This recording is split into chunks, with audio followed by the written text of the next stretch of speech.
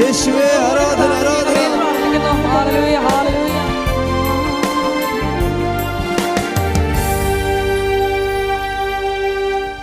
പരിശുദ്ധ പരമദിവ്യകാരുണ്യത്തിന് ആരാധനയും സ്തുതിയും പുകഴ്ചയും ഉണ്ടായിരിക്കട്ടെ. പരിശുദ്ധ പരമദിവ്യകാരുണ്യത്തിന് ആരാധനയും സ്തുതിയും പുകഴ്ചയും ഉണ്ടായിരിക്കട്ടെ. പരിശുദ്ധ പരമദിവ്യകാരുണ്യത്തിന് ആരാധനയും സ്തുതിയും പുകഴ്ചയും ഉണ്ടായിരിക്കട്ടെ. നമുക്ക് ഒരുമിച്ച് കൃപാസനം പ്രത്യക്ഷീകരണ മധ്യസ്ഥ പ്രാർത്ഥന ഏറ്റുചൊല്ലാം. അമ്മേ പരിശുദ്ധ അമ്മേ, അമ്മേ പരിശുദ്ധ അമ്മേ, ദൈവമാതാവേ, കൃപാസനത്തിലൂടെ ഞങ്ങൾക്കും ഞങ്ങളുടെ ദേശത്തിനും അമ്മ മാധ്യസ്ഥം തേടിത്തന്ന എല്ലാ അനുഗ്രഹങ്ങൾക്കും കൃപകൾക്കും ഞങ്ങളിപ്പോൾ ഹൃദയം നിറഞ്ഞ നന്ദി പറയുന്നു. അമ്മേ പരിശുദ്ധ അമ്മേ, ദൈവമാതാവേ, 2004 ഡിസംബർ 7-ാം തീയതി ഉച്ച കഴിഞ്ഞ് 2:30 കൃപാസനത്തിൽ സംഭവിച്ച അമ്മയുടെ പ്രത്യക്ഷപ്പെടലിനെ കുറിച്ച് തിരുസഭയ്ക്ക് സമർപ്പിച്ചിരിക്കുന്ന പഠനരേഖകളുടെ വസ്തുനിഷ്ഠവും ദൈവശാസ്ത്ര വിധിപ്രകാരമുള്ളതുമായ അന്വേഷണ പഠനങ്ങൾ നടത്തി ആ പ്രത്യക്ഷപ്പെടലിലൂടെ പ്രകടമായ ദൈവമാതാവിന്റെ പ്രത്യേക കരുതലും സംരക്ഷണവും വെളിപ്പെടുത്തുന്ന പീഡിതരുടെ ആശ്വാസവും പ്രവാചകന്മാരുടെ രാജ്ഞിയും വാഗ്ദാനത്തിന്റെ പേടകവും പ്രപഞ്ച പ്രകൃതിയുടെ മാതാവുമായ പരിശുദ്ധ അമ്മയുടെ ഭക്തി തിരുസഭയിൽ കൂടുതൽ പ്രചരിച്ച് ജീവിതത്തിന്റെ ദുരിത അവസ്ഥകളിൽ അകപ്പെട്ടു കഴിയുന്ന അനേകായിരം മക്കൾക്ക് ദൈവത്തിന്റെ സാന്നിധ്യവും സന്ധിപ്പും കൂടുതൽ അനുഭവിക്കുക വഴി ആത്മീയ വിശുദ്ധിയും ദൈവശക്തിയും കൈവരിക്കുവാൻ ഞങ്ങളുടെ കുടുംബങ്ങളെ ഇടയാക്കണമേ. നമുക്ക് സ്തുതിച്ച് പ്രാർത്ഥിക്കാം. ഹല്ലേലൂയ ഹല്ലേലൂയ. യേശുവേ നന്ദി, യേശുവേ സ്തുതി. ഹല്ലേലൂയ ഹല്ലേലൂയ ഹല്ലേലൂയ ഹല്ലേലൂയ ഹല്ലേലൂയ ഹല്ലേലൂയ. യേശുവേ നന്ദി, യേശുവേ ആരാധന ആരാധന ആരാധന ആരാധന. ഹല്ലേലൂയ. യേശുവേ നന്ദി, യേശുവേ ആരാധന. ഹല്ലേലൂയ.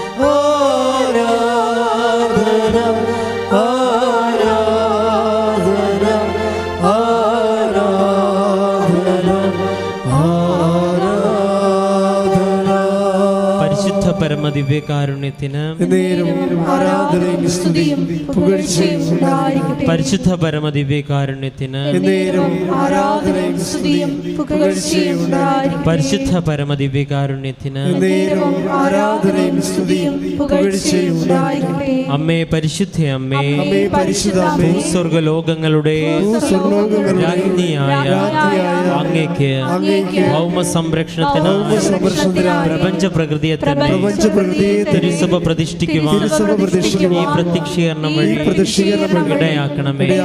പരിശുദ്ധ അമ്മേ, ജപമാല മാതാവേ, സകല കൃപാസന പ്രാർത്ഥനകളോട് ചേർത്ത് ഞങ്ങളിപ്പോൾ പ്രാർത്ഥിക്കുന്ന ഈ സമൂഹത്തിന്റെ പ്രത്യേക നിയോഗങ്ങളും നമുക്ക് മൗനമായി നമ്മുടെ എല്ലാ നിയോഗങ്ങളും ഇപ്പോൾ സമർപ്പിച്ച് പ്രാർത്ഥിക്കാം.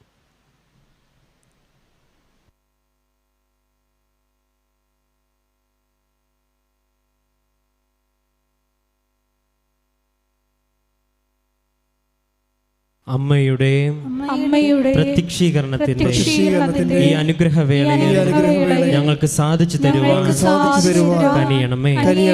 ആമേൻ. നമുക്ക് എല്ലാവർക്കും കൈകൾ ഉയർത്തി സ്തുതിച്ചു പ്രാർത്ഥിക്കാം. ഹല്ലേലൂയ.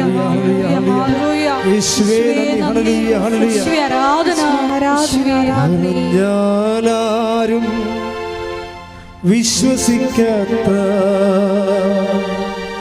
പ്രവൃത്തിയൊന്ന് ദൈവം ചെയ്യാൻ പോകുന്നു.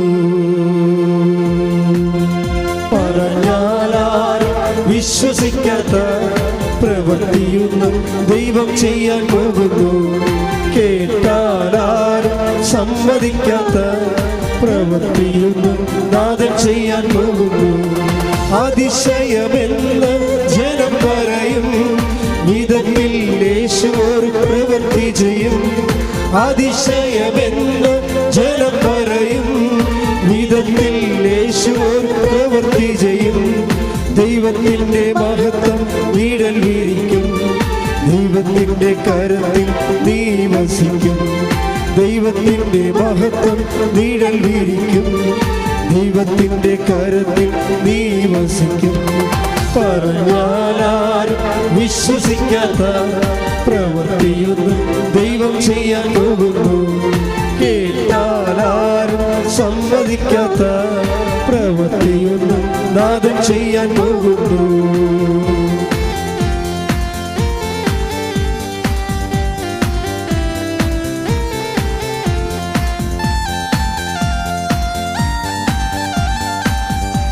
പറഞ്ഞാലാരും വിശ്വസിക്കാത്ത പ്രവൃത്തിയൊന്നും ദൈവം ചെയ്യാൻ പോകുന്നു. കേട്ടാലാരും സമ്മതിക്കാത്ത പ്രവൃത്തിയൊന്നും നാഥൻ ചെയ്യാൻ കുറുക്കെ പാടാം. പറഞ്ഞാലാരും വിശ്വസിക്കാത്ത പ്രവൃത്തിയൊന്നും ദൈവം ചെയ്യാൻ പോകുന്നു. കേട്ടാലാരും സമ്മതിക്കാത്ത പ്രവൃത്തിയൊന്നും നാഥൻ ചെയ്യാൻ പോകും. സ്തുതിക്കട്ടെ. ഹല്ലേലൂയ, ഹല്ലേലൂയ.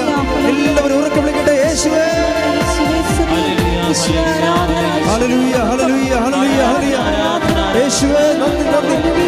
യേശുവേ ആരാധന, ആരാധന. ഹല്ലേലൂയ, ഹല്ലേലൂയ, ഹല്ലേലൂയ, ഹല്ലേലൂയ. യേശുവേ നന്ദി, നന്ദി, നന്ദി. Hallelujah,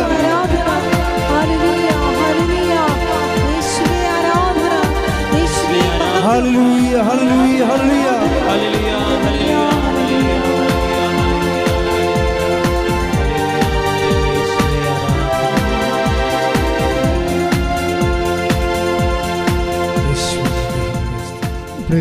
praise the Lord. ഇരിക്കുക.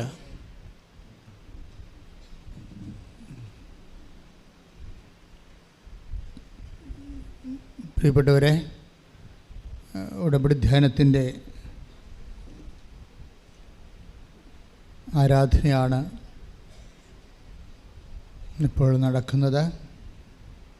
നിങ്ങൾക്കറിയാം, ജനം ഉടമ്പടിയിൽ പുരോഗമിക്കുന്നത് ആരാധനയിൽ വളർച്ച പ്രാപിക്കുമ്പോഴാണ്.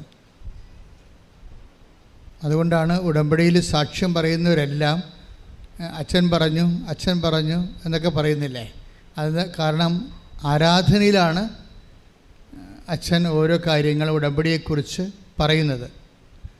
ഉടമ്പടി എങ്ങനെയാണ് ആക്ടിവേറ്റ് ചെയ്യിക്കേണ്ടത്, നമ്മുടെ വിഷയം ഉടമ്പടിക്ക് എങ്ങനെയാണ് അഭിമുഖമായിട്ട് വെക്കേണ്ടത്, വെക്കുമ്പോൾ നമ്മളതെങ്ങനെയാണ് ആ വിഷയത്തിന് മേൽ ദൈവിക ഇടപെടൽ ഉണ്ടാവുന്നത്, ദൈവിക ഇടപെടൽ ഉണ്ടാകുന്നതിന് വേണ്ടി നമ്മൾ എന്താണ് ചെയ്യേണ്ടത് ഉടമ്പടി പ്രകാരം, ഇങ്ങനെയുള്ള ഒരു ബിബ്ലിക്കൽ ടെക്നോളജിയാണ് ശരിക്കും ഉടമ്പടി ധ്യാനത്തിൻ്റെ കാത എന്ന് പറയുന്നത്.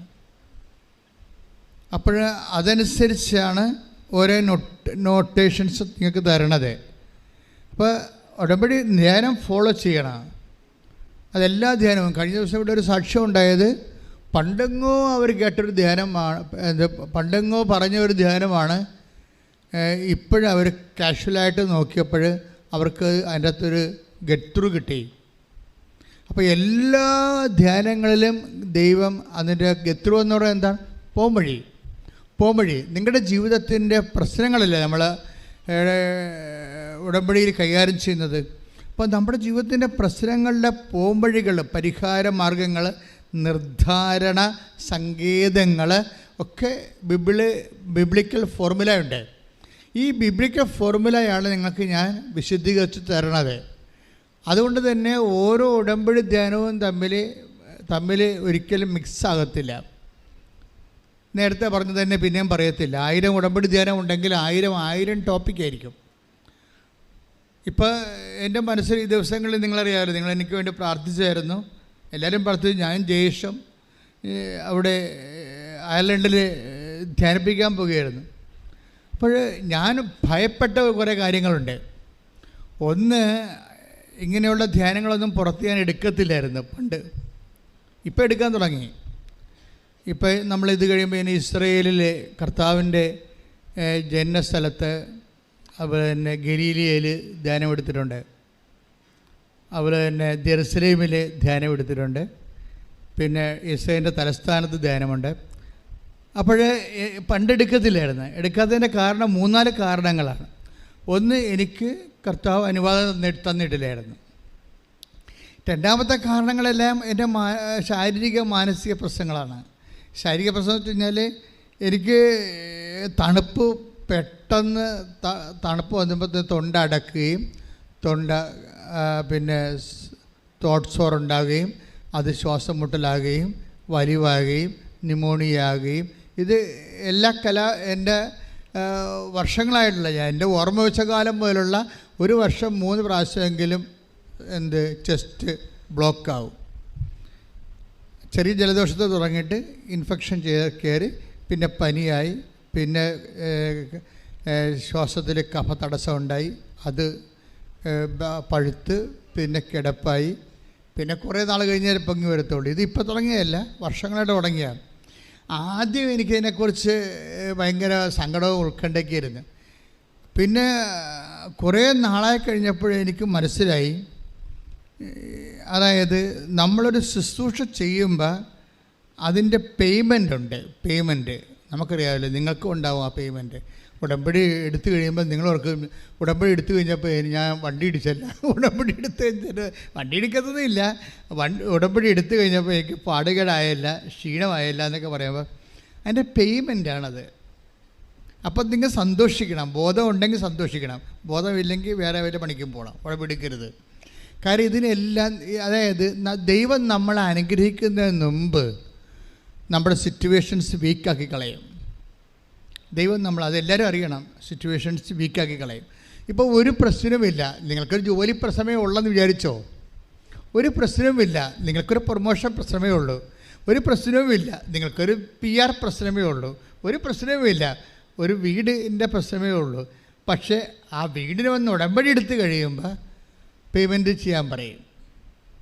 അയ്യോ, അതായത് അതിൻ്റെ പ്രോബ്ലം വെച്ച് കഴിഞ്ഞാൽ അത് നമ്മൾക്ക് സത്യസന്ധമായ ദൈവാനുഗ്രഹത്തിന് പേയ്മെൻറ്റ് മസ്റ്റാണ്, ഫ്രീ അല്ല. നമുക്ക് ഫ്രീ ഒക്കെ കിട്ടണത് വളരെ, എല്ലാ കാര്യവും ഫ്രീ കിട്ടത്തില്ലല്ലോ, വളരെ കോംപ്ലിക്കേറ്റഡ് ആയിട്ടുള്ള കാര്യങ്ങളൊന്നും ഫ്രീ കിട്ടത്തില്ല. അപ്പോൾ എന്ത് സംഭവിച്ചു കഴിഞ്ഞാൽ, ഇപ്പോൾ ഈശോയോട് തന്നെ ദൈവത്തിന് വേണമെങ്കിൽ മനുഷ്യൻ്റെ പാപങ്ങളെ പൊറുക്കട്ടെ എന്ന് പറയുമ്പോൾ കർത്താവ് ഇവിടെ വന്നിട്ട് അതല്ല ചെയ്തത്, അല്ലേ? ആ കുഷ്ഠരോഗിയുടെ എന്താ പറഞ്ഞത്? കുഷ്ഠരോഗിയോട് എന്താ പറഞ്ഞത്? നിൻ്റെ പാപങ്ങൾ ക്ഷമിച്ചിരിക്കുന്നു. 5:9 മർക്കോസിലെ തളവാത രോഗിയെ കട്ടിലോടുകൂടി താഴേക്ക് ഇറക്കുമ്പോൾ ഈശോ പറഞ്ഞ വാക്കാണ്. എന്താണ്? ലൂക്കായുടെ സുവിശേഷം 5-ാം അധ്യായം 20-ാം തിരുവചനം വായിച്ചോളൂ. അവരുടെ വിശ്വാസം കണ്ട് അവൻ പറഞ്ഞു, മനുഷ്യ, നിന്റെ പാപങ്ങൾ ക്ഷമിക്കപ്പെട്ടിരിക്കുന്നു. അപ്പം ലുക്കാ 5:9 ലുക്കായുടെ സുവിശേഷത്തിൽ വരുമ്പോൾ 5-ാം അധ്യായം 9-ാം വാക്യമാണ്. എന്താണ്? മനുഷ്യ, നിന്റെ പാപങ്ങൾ ക്ഷമിക്കപ്പെട്ടിരിക്കുന്നു. ഇതൊരു സിമ്പിൾ സംഭവമാണ്. ഇത് ദൈവത്തിന് പൊതുവെ പറഞ്ഞാൽ മതിയായിരുന്നു, പാപങ്ങളെല്ലാം ക്ഷമിച്ചു തരാം. മനസ്സിലായോ? മനുഷ്യരാശിയുടെ പാപങ്ങളെല്ലാം ക്ഷമിക്കാൻ ഒരു വാക്ക് മതി. ഇതിന് മനുഷ്യാവതാരത്തിൻ്റെ കാര്യം പോലും ഇല്ല, പാപങ്ങൾ ക്ഷമിക്കാൻ. കാര്യം മനുഷ്യാവതാരത്തിൻ്റെ ലക്ഷ്യം എന്താണ്? പാപത്തിന് പരിഹാരമാണ്. അപ്പോൾ ഈ പരിഹാരം എന്നുള്ള വിഷയം, റെമിറ്റൻസ്, ദൈവത്തിൻ്റെ നീതിയുടെ ഭാഗമാണ്. ക്രിസ്തുവിനെ ക്രൂശിക്കപ്പെടേണ്ടി വന്നത് പാപത്തിന് പരിഹാരമാകേണ്ടി വന്നതിൻ്റെ സാഹചര്യം എന്താണ്? ഈ നീതിയാണ്. അപ്പോൾ നമ്മളെ സംബന്ധിച്ചിടത്തോളം ദൈവത്തിന് ഈസിയായിട്ട് തരാൻ കഴിയാവുന്ന കാര്യങ്ങൾ ദൈവം നമ്മളുടെയൊക്കെ എന്താ വാങ്ങിക്കണത്? അതിൻ്റെ പേയ്മെൻറ്റ് വാങ്ങിക്കുക. പേയ്മെൻറ്റായിട്ട് എന്താണ് മേടിക്കണത്? പേയ്മെൻറ്റായിട്ട് വാങ്ങിക്കണത് നിങ്ങളെ കഷ്ടപ്പെടുത്തുകയൊന്നുമല്ല. 3 കാര്യങ്ങളാണ് ദൈവം പേയ്മെൻറ്റായിട്ട് വാങ്ങിക്കണത്. എന്തൊക്കെയാണ്? വിശ്വാസം, പിന്നെന്താണ്? പ്രത്യാശ, പിന്നെന്താണ്? സ്നേഹം. ഇത്രയും കാര്യമാണ് ദൈവം പേയ്മെൻ്റായിട്ട് വാങ്ങിക്കുന്നത്. അതുകൊണ്ട് ഉടമ്പടിയിൽ വാഗ്ദാനം പ്രാപിക്കാൻ പോകുന്നവരെ ഈ 3 പേയ്മെൻറ്റ് കൊടുക്കാനുള്ള ആസ്തി ഭദ്രത ഉണ്ടോ എന്ന് നോക്കണം. ആസ്തി ഭദ്രത, അതിനാണ് ഈ ഉടമ്പടി ധ്യാനം നടത്തുന്നത്.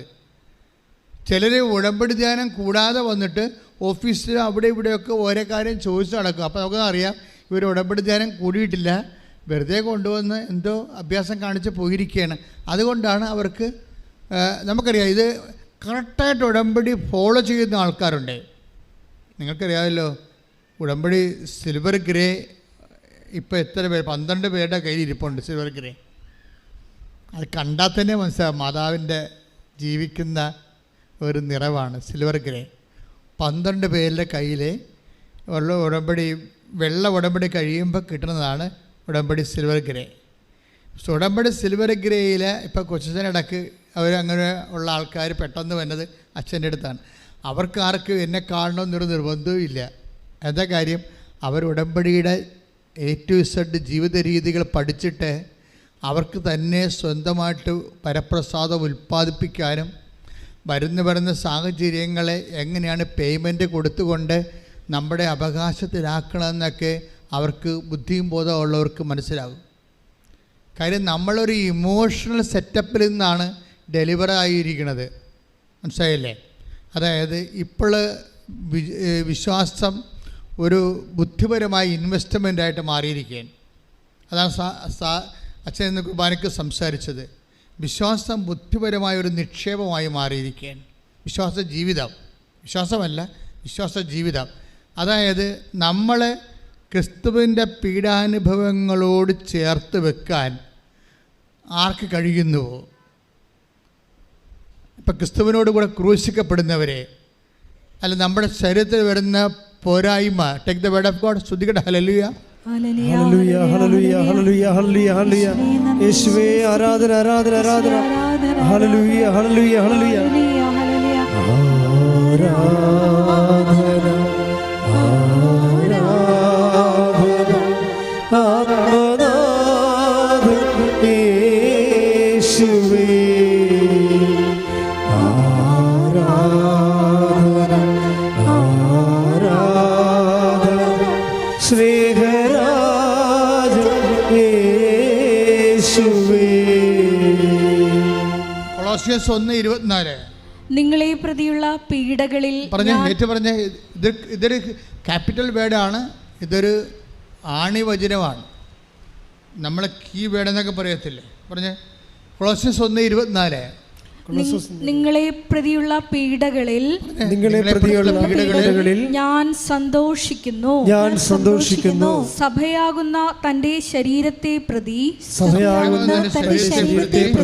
ക്രിസ്തുവിന് സഹിക്കേണ്ടി വന്ന പീഡകളുടെ കുറവ് എന്റെ ശരീരത്തിൽ ഞാൻ നികത്തുന്നു. ഇങ്ങനെ ഒരു സാധ്യതയുണ്ട്. ഇത് നമ്മൾ മാക്സിമം യൂസ് ചെയ്യണം, മുതലെടുക്കണം. ഇതാ ഞാൻ പറഞ്ഞത് ഇൻഡസ്ട്രിയൽ നിക്ഷേപമാണെന്ന് പറഞ്ഞത്. ഇപ്പം ഞാൻ നേരത്തെ പറഞ്ഞത് എന്താണ്? നിങ്ങൾ വിലക്ക് വാങ്ങപ്പെട്ടവരാണ്. Take the word of God.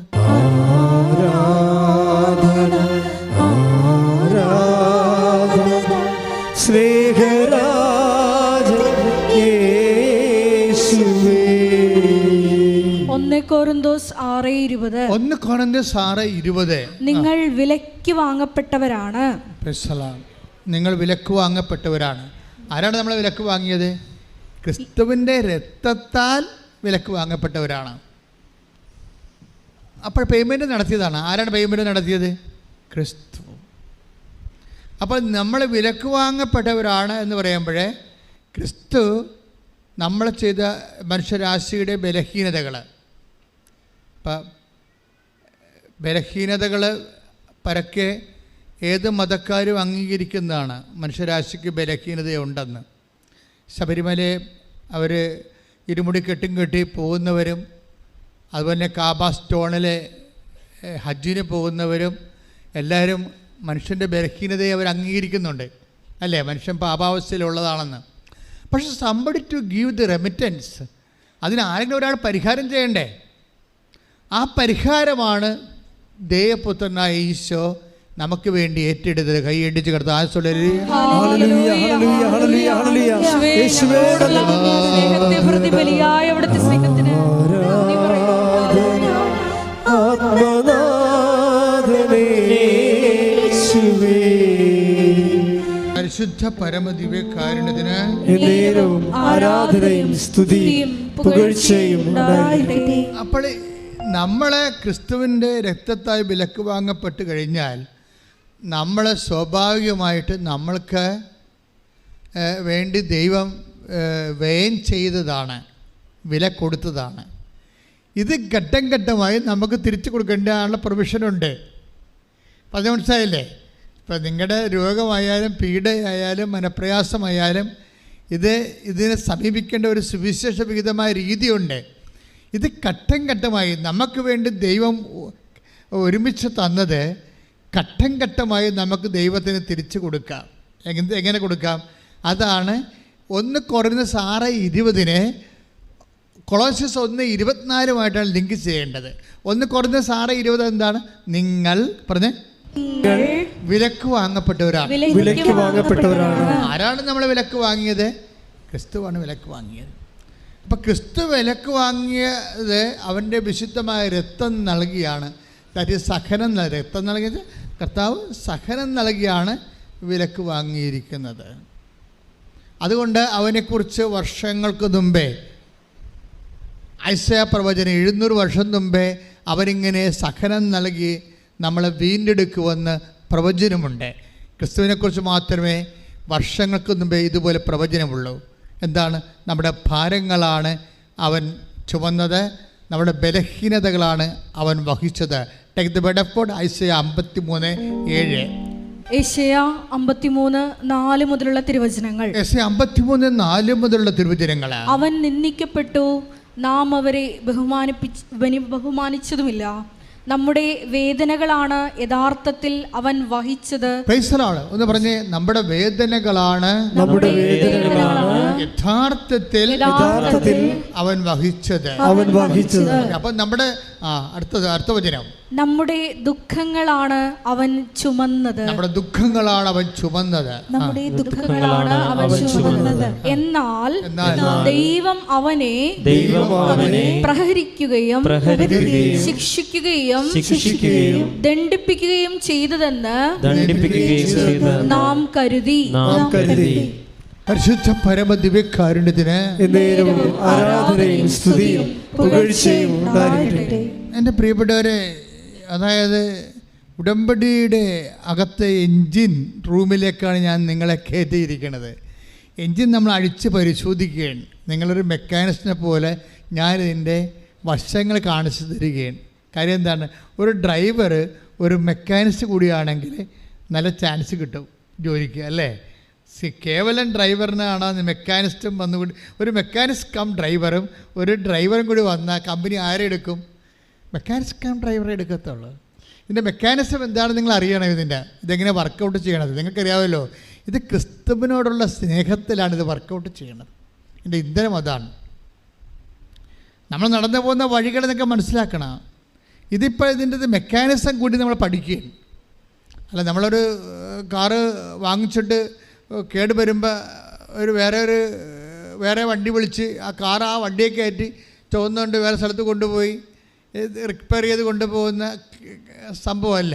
അയാൾ മെക്കാനിക്സ് ആണെങ്കിൽ നിങ്ങൾക്ക് തന്നെ സെൽഫ് റിപ്പയറിങ് നടക്കണം എവിടെയെങ്കിലും. അതിപ്പോൾ ഇപ്പോൾ ഉദാഹരണത്തിന് നിങ്ങളുടെ വില കൊടുക്കാൻ പറഞ്ഞിരിക്കുന്നു. നമ്മൾ ദൈവം വില കൊടുത്താൽ വാങ്ങിയതെന്ന് നമുക്കറിയാം. അതാണ് 1 കൊറിന്തോസ് 6:20. നിങ്ങൾ വിലക്ക് വാങ്ങപ്പെട്ടവരാണ്. നിങ്ങൾ എങ്ങനെ വിലക്ക് വാങ്ങപ്പെട്ടു എന്നുള്ളതാണ് ഐസയ 53:4, 5, 6, 7 വചനം പറയുന്നത്. എന്താണ്? നമ്മുടെ പാപങ്ങൾക്ക് വേണ്ടി അവൻ ക്ഷതമേൽപ്പിക്കപ്പെട്ടു.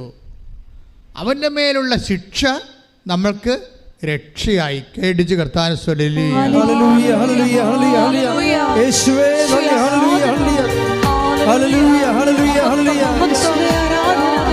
ക്രൂശിൽ കണ്ടു ഞാൻ സ്നേഹത്തെ ആഴമാർന്ന നിൻ മഹാത്യാഗത്തെ ക്രൂശിൽ കണ്ടു ഞാൻ നിൻ സ്നേഹത്തെ, ആഴമാർന്ന നിൻ മഹാത്യാഗത്തെ. പകരം എന്തു നൽകും ഞാനിനി, ഹൃദയം പൂർണ്ണമായി നൽകുന്നു നാഥന്. പകരം എന്തു നൽകും ഞാനിനി, ഹൃദയം പൂർണ്ണമായി നൽകുന്നു നാഥന്.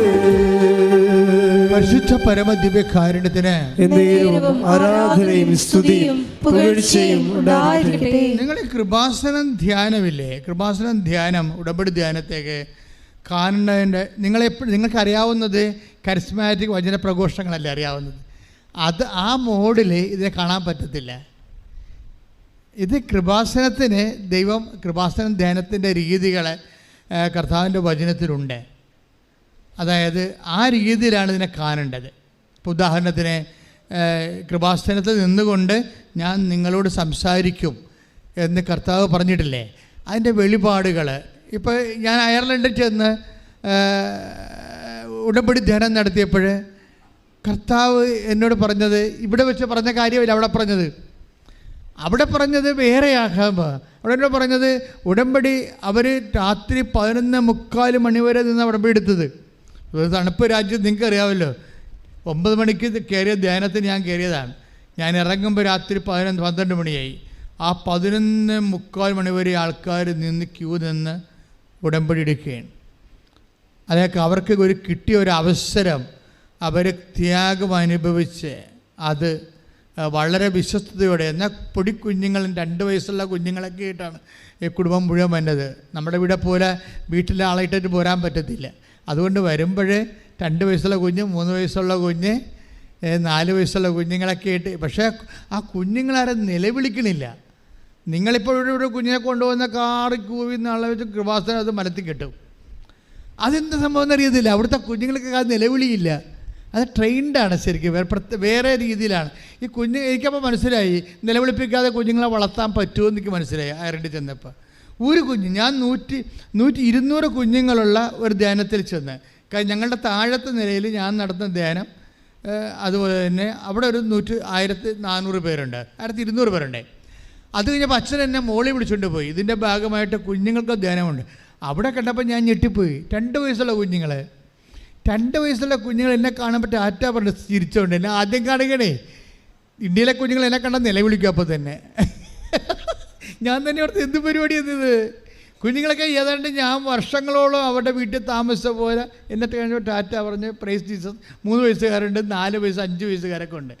കൂട്ടി ഏറ്റവും കൂടിയ കൊച്ചിന് വേണ്ട ഒരു 7 വയസ്സേ കാണത്തുള്ളൂ. അത്ര 7 വയസ്സ് കാണത്തില്ല, അത്രയുള്ളൂ. അത്ര 300 കുഞ്ഞുങ്ങളെ എനിക്കാണെങ്കിൽ ഭയങ്കര അഭിഷേകം കിട്ടി.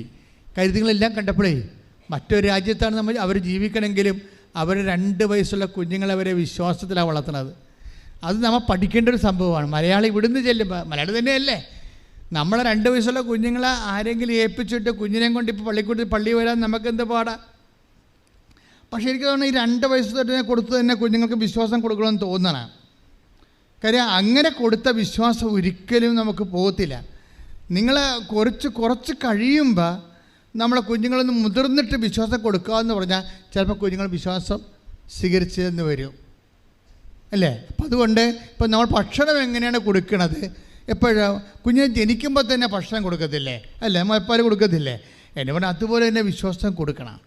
ഞാനതൊക്കെ ഞാൻ ആദ്യമായിട്ട് കാണുന്ന ഒരു കാഴ്ചയത് കൊണ്ടാണ് എനിക്കത് വല്ലാത്തതായിട്ട് തോന്നിപ്പോയി. ഭയങ്കര സന്തോഷം തോന്നി. കാര്യം 2 വയസ്സുകാർ, കറക്റ്റ് 2 വയസ്സേ ഉള്ളൂ, ഇത്രയേ ഉള്ള ആൾക്കാർ. പക്ഷേ ഈ ആൾക്കാർ എന്നെ കാണുമ്പോൾ ഇങ്ങനെ എല്ലാവരും കൂടി എഴുന്നേറ്റിട്ടേ, കാണാത്ത ഒരാളല്ലേ ഞാൻ കാണുന്നവർ, എന്നിട്ട് പോലും അവർ എനിക്ക് ടാറ്റയൊക്കെ തന്ന് പ്രൈസ് ജീസസൊക്കെ ഈ 3 വയസ്സോ 4 വയസ്സുള്ള ആൾക്കാരൊക്കെ പറയണേ. അപ്പം നമ്മൾ ട്രെയിൻ ചെയ്ത് കൊടുക്കണ പോലെ ഇരിക്കുമെന്ന് ഇപ്പോൾ മനസ്സിലായി. അതുപോലെ തന്നെ അവരുടെ വിശ്വാസ പരിശീലനം. കാര്യം അതൊക്കെ മുമ്പ് സംഭവം ഉണ്ടായി.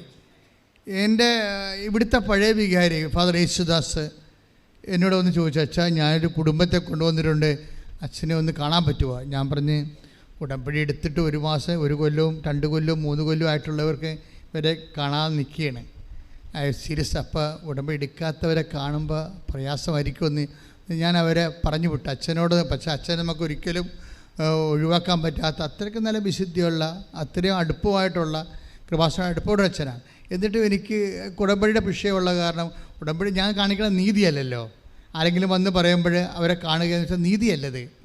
എന്ന് വെച്ച് കഴിഞ്ഞാൽ ആരെന്തായാലും അറിയാം, ഉടമ്പടി എടുത്ത 10,000 മനുഷ്യർ കാണേണ്ട ഒരു പോക്ക് പോലും കാണാൻ പറ്റാത്ത രീതിയിൽ നിൽക്കുമ്പോൾ അങ്ങനെ വരുമ്പോൾ എനിക്കത് എൻ്റെ മനസ്സനുഭവിച്ചില്ല. ഞാൻ അച്ഛനോട് പറഞ്ഞു യു അണ്ടർസ്റ്റാൻഡ് മീ എന്ന് പറഞ്ഞു വിട്ടു. പക്ഷേ അവർ അവിടെ വെച്ച് എന്നെ കണ്ട്, അയർലൻഡ് വെച്ച് എന്നെ കണ്ട്. ഇവിടുന്ന് ഞാൻ പറഞ്ഞു വിട്ട് കഴിഞ്ഞ അടുത്ത് പറഞ്ഞു വിട്ട ഒരാൾക്കാരാണ്. പക്ഷേ അവരെ കണ്ടപ്പോൾ എനിക്ക് സന്തോഷം തോന്നി. അവർ 2 സ്ഥലത്ത് വെച്ച് ഞാൻ കണ്ട്, നോക്കിൽ വെച്ചും കണ്ടു. എന്താ കഷ്ടം എന്നറിയാവോ? അവർക്ക് 10 കുഞ്ഞുങ്ങളുണ്ട്. 10 കുഞ്ഞുങ്ങളെന്ന് പറയുമ്പോൾ വലിയ വ്യത്യാസമൊന്നുമില്ല. 2 പേര് മാത്രം. അവർ 10 എന്ന് പറഞ്ഞിട്ട് 2 പേര് ഈശോൻ്റെ അടുത്തുണ്ട്, ബാക്കി ഞങ്ങളുടെ കയ്യിലുണ്ടെന്ന് പറഞ്ഞു. അത്രയും വിശ്വാസത്തിലാണ് ഇവരൊക്കെ ജീവിക്കുന്നത്. 2 പേര് ഈശോൻ്റെ കയ്യിലുണ്ട്, ബാക്കി 8 പേരും ഞങ്ങളുടെ കൂടെ ഉണ്ട്. അപ്പോൾ ഈ 8 പേരും അപ്പനും അമ്മയുമായിട്ടാണ് ഇങ്ങനെ സഞ്ചരിക്കണത്. 8 കുഞ്ഞുങ്ങളും അപ്പനും അമ്മയോട് സഞ്ചരിക്കുക. അതെനിക്ക് ഭയങ്കരമായിട്ട് വല്ലാത്തൊരു അഭിഷേകം തോന്നി. അപ്പം അതായത് ഇതൊക്കെ നടക്കും ഈ കാലത്തും. അപ്പം നിങ്ങൾ ആദ്യമേ തന്നെ എനിക്ക് ദൈവത്തോട് പ്രാർത്ഥിക്കേണ്ടതേ, നിങ്ങളുടെ വയറ്റിപ്പഴപ്പ് മാത്രം ലക്ഷ്യമാക്കിയാൽ നിങ്ങൾ കുറച്ച് കഴിയുമ്പോൾ വയറ്റിപ്പഴപ്പ് പോലും നിങ്ങൾക്ക് യോഗ്യത അർഹതയില്ലാത്ത രീതി വരും. നിങ്ങൾ ദൈവത്തിന് വേണ്ടി അപ്പോൾ ഇന്നലെ ഇവിടെ ഒരു കാനഡയിലേക്ക് പോകുന്ന ആൾക്കാർ വന്നു. അപ്പം ഞാൻ 4 പേരെയും പ്രാർത്ഥിച്ചു, അപ്പനും അമ്മേനെയും പഠിച്ച്. അവർക്കൊരാൾക്കാണ് ചീട്ടുള്ളത്. അപ്പോൾ അച്ഛൻ്റെ ബ്ലെസ്സിങ് കിട്ടുമെന്ന് അവർക്ക് ധൈര്യമുള്ളത് കൊണ്ട് അവർ 4 പേരും കൂടി കയറി നിന്ന്. അപ്പനും അമ്മയും 2 കുഞ്ഞുങ്ങളും. അപ്പോൾ ഞാൻ അവരെല്ലാവരും ആശീർവദിച്ച് കഴിഞ്ഞ് പിരിയാനായപ്പോൾ അതിൻ്റെ അകത്ത് അമ്മ എന്നോട് പറഞ്ഞ്, അച്ഛാ എനിക്കൊരു ആൺകുഞ്ഞിനെ വേണം എന്ന് പറഞ്ഞു. എന്ന് പറഞ്ഞ് അവന് വൈദികനാക്കാൻ വേണ്ടി ഒരു ആൺകുഞ്ഞിനെ വേണം എനിക്ക്. അതിന് അവൾ ഒന്നുകൂടി പ്രസവിക്കാൻ തയ്യാറാണ്, 1 2 പ്രസവിക്കാൻ തയ്യാറാണ്. അപ്പം ഞാൻ അവളോട് പറഞ്ഞു, നീ പഠിക്കണ്ട, അതെനിക്ക് ഈശോ എന്നോട് നേരത്തെ പറഞ്ഞായിരുന്നത്, അതുകൊണ്ട് അതുകൂട്ടി ഞാൻ പ്രാർത്ഥിച്ചിട്ടുണ്ട്. അത് വെച്ചാൽ ഇവളുടെ കൈ ഈ അമ്മയുടെ തലേ കൈ വെച്ചപ്പോൾ തന്നെ ഈശോ പറഞ്ഞ് ആൺകുഞ്ഞിന് വേണ്ടി പ്രാർത്ഥിക്കാൻ പറഞ്ഞു. ഈ അതായത് നമ്മൾ ദൈവത്തോട് ഇങ്ങനെ സത്യസന്ധമായി നിൽക്കുമ്പോൾ ദൈവം നമ്മുടെ സൂക്ഷ്മമായ മനോവികാരങ്ങളെപ്പോലും ഹോണർ ചെയ്യുന്നുണ്ട്. എൻ്റെ മക്കളെ, നിങ്ങൾ ഹോണർ ചെയ്യാത്ത ആരെങ്കിലും ദൈവം എൻ്റെ കാര്യം തിരക്കുന്നില്ല എന്ന് നിങ്ങൾക്ക് തോന്നുന്നുണ്ടെങ്കിൽ അതിൻ്റെ പ്രധാനപ്പെട്ട കാര്യം നിങ്ങൾ ദൈവത്തിൻ്റെ കാര്യം തിരക്കാത്തതാണ്. നിങ്ങൾ നിങ്ങളുടെ കാര്യം മാത്രം തിരക്കണതാണ് സത്യം. എന്താ കാര്യം? ഈ കാനഡയിലേക്ക് പോണ മകളുടെ തലേ കൈവച്ചപ്പോൾ 2 അപ്പം ഈശോ എന്നോട് പറഞ്ഞത് ആൺകുഞ്ഞിന് വേണ്ടി പ്രാർത്ഥിക്കാനാണ്. അപ്പം ഞാൻ ആൺകുഞ്ഞിന് വേണ്ടി പ്രാർത്ഥിച്ചത്. അവൾ കാനഡയ്ക്ക് പോണ ആശീർവാദത്തിന് വേണ്ടിയാണ് പ്രാർത്ഥിച്ചത്. ഞാൻ അവൾക്ക് ആൺകുഞ്ഞിന് വേണ്ടിയാണ് പ്രാർത്ഥിച്ചത്.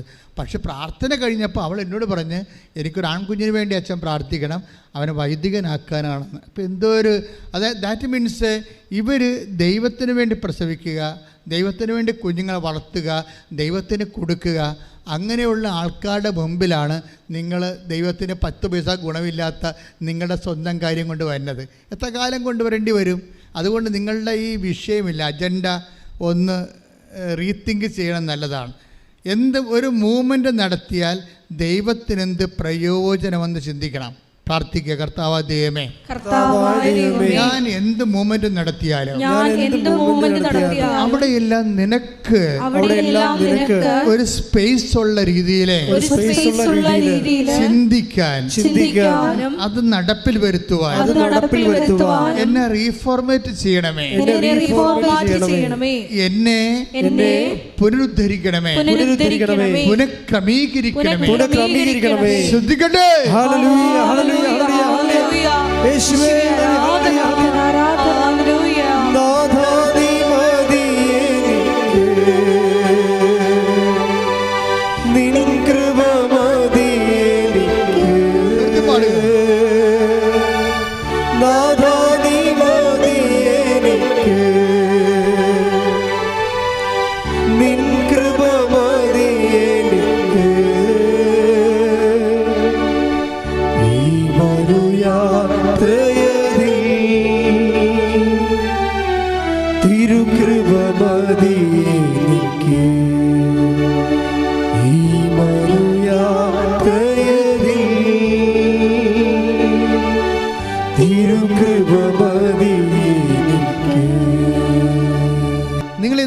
എടുക്കേണ്ടതുണ്ടല്ലോ, അതായത് ഉടമ്പടിയിൽ നിന്ന് കിട്ടുന്ന ഉൾക്കാഴ്ചകളെ അതെങ്ങനെ എടുക്കേണ്ടത്? അതായത് എടുക്കേണ്ടത് 25 പുറപ്പാടിന് 25 എടുത്ത് പുറപ്പാട് 25 ശ്രുതികട അവിടെ വെച്ച് ഞാൻ നിന്നെ കാണും. പറഞ്ഞ പുറപ്പാട് 25:22 അവിടെ വെച്ച് പറഞ്ഞ അവിടെ വെച്ച് ഞാൻ നിന്നെ കാണും. ഞാൻ നിന്നെ കാണും. കൃപാസനത്തിന് മുകളിൽ നിന്ന് സാക്ഷ്യപേടകത്തിന് ഇവിടെ മുകളിൽ ഈശോനെ വെച്ചിട്ടില്ല നമ്മള്. അതാണ് എൻ്റെ ഈ വചനത്തിൽ നിന്ന് അത് എടുത്തത്. അതായത് ഈശോ വചനം ഇവിടെയും ആ ഒരു ചിന്തയിലാണ് ഈശോയെ വെച്ചിരിക്കുന്നത്. കൃപകളുടെ നടുവിൽ നിന്ന് ഞാൻ നിന്നോട് സംസാരിക്കും. അപ്പം കൃപാസനത്തിൻ്റെ ധ്യാന ശുശ്രൂഷകളെ ഒരു കരിസ്മാറ്റിക് ധ്യാനമായിട്ടല്ല കാണേണ്ടത്, മറിച്ച് നിങ്ങളുടെ ജീവിതത്തിന് ദൈവത്തോട് ഉടമ്പടി ചെയ്ത വ്യക്തികളോടുള്ള ദൈവത്തിൻ്റെ ഒരു സംവേദനമായിട്ടാണ് കാണേണ്ടത്. ഈശോയുടെ വചനങ്ങൾ അവൻ പറയണത് നമ്മൾ നടപ്പിൽ വരുത്തുകയാണ്. അവൻ പറയണതേ നടപ്പിൽ വരുത്താവൂ. അവൻ പറയണതേ നടപ്പിൽ വരുത്താവൂ. അവൻ പറയുന്നത് ശ്രദ്ധിക്കണം. നമ്മൾ മോസസിന് ഇത്തിരി ശ്രദ്ധ കുറഞ്ഞു പോയി, അത് കാരണമാണ് വാഗ്ദാനം പ്രാപിക്കാതെ വന്നത്, അല്ലേ? അത് വചനം എഴുതിയിട്ടുണ്ടല്ലോ, നിയമാവർത്തനം 32 51 മുതൽ 52 വരെ. എന്തെന്നാൽ സിൻ മരുഭൂമിയിൽ കാദേശിലെ മെരീബ ജലാശയത്തിന് സമീപം ഇസ്രായേൽ ജനത്തിന്റെ മുൻപിൽ വച്ച് നീ എന്നോട് അവിശ്വസ്തമായി പെരുമാറി എന്റെ പരിശുദ്ധിക്ക് നീ സാക്ഷ്യം നൽകിയില്ല. ഇസ്രായേൽ ജനത്തിന് ഞാൻ നൽകുന്ന ആ ദേശം നീ കണ്ടുകൊള്ളുക, എന്നാൽ നീ അവിടെ പ്രവേശിക്കുകയില്ല. പരിശുദ്ധ പരമ ദിവ്യകാരുണ്യത്തിന് ആരാധനയും സ്തുതിയും പുകഴ്ചയും ഉണ്ടാകട്ടെ. പരിശുദ്ധ പരമ ദിവ്യകാരുണ്യത്തിന് ആരാധനയും സ്തുതിയും പുകഴ്ചയും ഉണ്ടാകട്ടെ. അപ്പൊ ഇതിന് പല കാരണങ്ങളുണ്ട്. കാര്യം വാഗ്ദാനം മോസസ് പ്രാപിക്കാതിരുന്നതിന്റെ ഒരു കാരണം എന്താണ്? പ്രവേശിക്കാതിരിക്കാൻ കുറെ കാരണങ്ങളുണ്ട്. എന്നൊക്കെ ഈ കൽപ്പന കൊടുത്ത മോസസ് പോലും വാഗ്ദാനം പ്രാപിക്കുന്നില്ല. അതാണ് ഇതിൻ്റെ അകത്ത് ഒരു ദുരന്തം എന്ന് പറയുന്നത്. ഇസ്രയേൽ ജനത്തിൻ്റെ മുമ്പിൽ ദൈവത്തിൻ്റെ പരിശുദ്ധിക്ക് അല്ലെങ്കിൽ ദൈവത്തിൻ്റെ വചനത്തോടുള്ള വിശ്വസ്തതയ്ക്ക്, സൂക്ഷ്മതയുള്ള വിശ്വസ്തതയ്ക്ക് മോസസ് സാക്ഷ്യം വഹിച്ചില്ല, അല്ലേ? പാറ ചൂണ്ടാൻ പറയുമ്പോൾ പലരും അടിക്കാൻ തുടങ്ങി. രണ്ട് തരാറുണ്ട്. പല മെരീബയിലെ ജനത്തിൻ്റെ ആ പാറയിൽ അടിക്കാനേ പറഞ്ഞുള്ളൂ, അല്ല ചൂണ്ടാനേ പറഞ്ഞുള്ളൂ. അപ്പോൾ മോസസ് എന്ത് ചെയ്ത് അത് അടിച്ചു. എപ്പോഴും നമ്മൾ ശ്രദ്ധിക്കുമ്പോൾ വചനങ്ങൾ, കർത്താവിൻ്റെ വചനങ്ങൾ കേൾക്കുമ്പോൾ സൂക്ഷ്മതയോടുകൂടിയും അതിന് ദൈവം വിശ്വസ്തതയെന്നാണ് പറയണത്. നമ്മളെ ദൈവം എന്താ പറയണത് അതനുസരിച്ച് ചെയ്യുമ്പോൾ നമ്മൾ പ്രകടിപ്പിക്കുന്നത് വിശ്വസ്തതയാണ്, വിശ്വാസമല്ല, വചനത്തോടുള്ള വിശ്വസ്തത. പിന്നെ പക്ഷേ ഇതൊന്നുമല്ല ഞാൻ പറയാൻ ഉദ്ദേശിച്ചത്. ഞാൻ പറയാൻ ഉദ്ദേശിച്ചത് അയർലൻഡിൽ വെച്ച് ഈശോ ഇതിന് വേറൊരു ഭാഷ്യം നൽകി, വ്യാഖ്യാനം. എന്തുകൊണ്ട് മോസസ് വാഗ്ദാനം പ്രാപിച്ചില്ലെന്ന്. നമ്മളീ പറയുന്ന പരമ്പരാഗതമായ കാരണങ്ങളല്ല, അത് മാത്രമല്ല ഒത്തിരി കാരണങ്ങളുണ്ട്. അതിലൊരു കാരണം നമ്മൾ പുറപ്പാടിൻ്റെ പുസ്തകം 33:11 എടുത്ത്.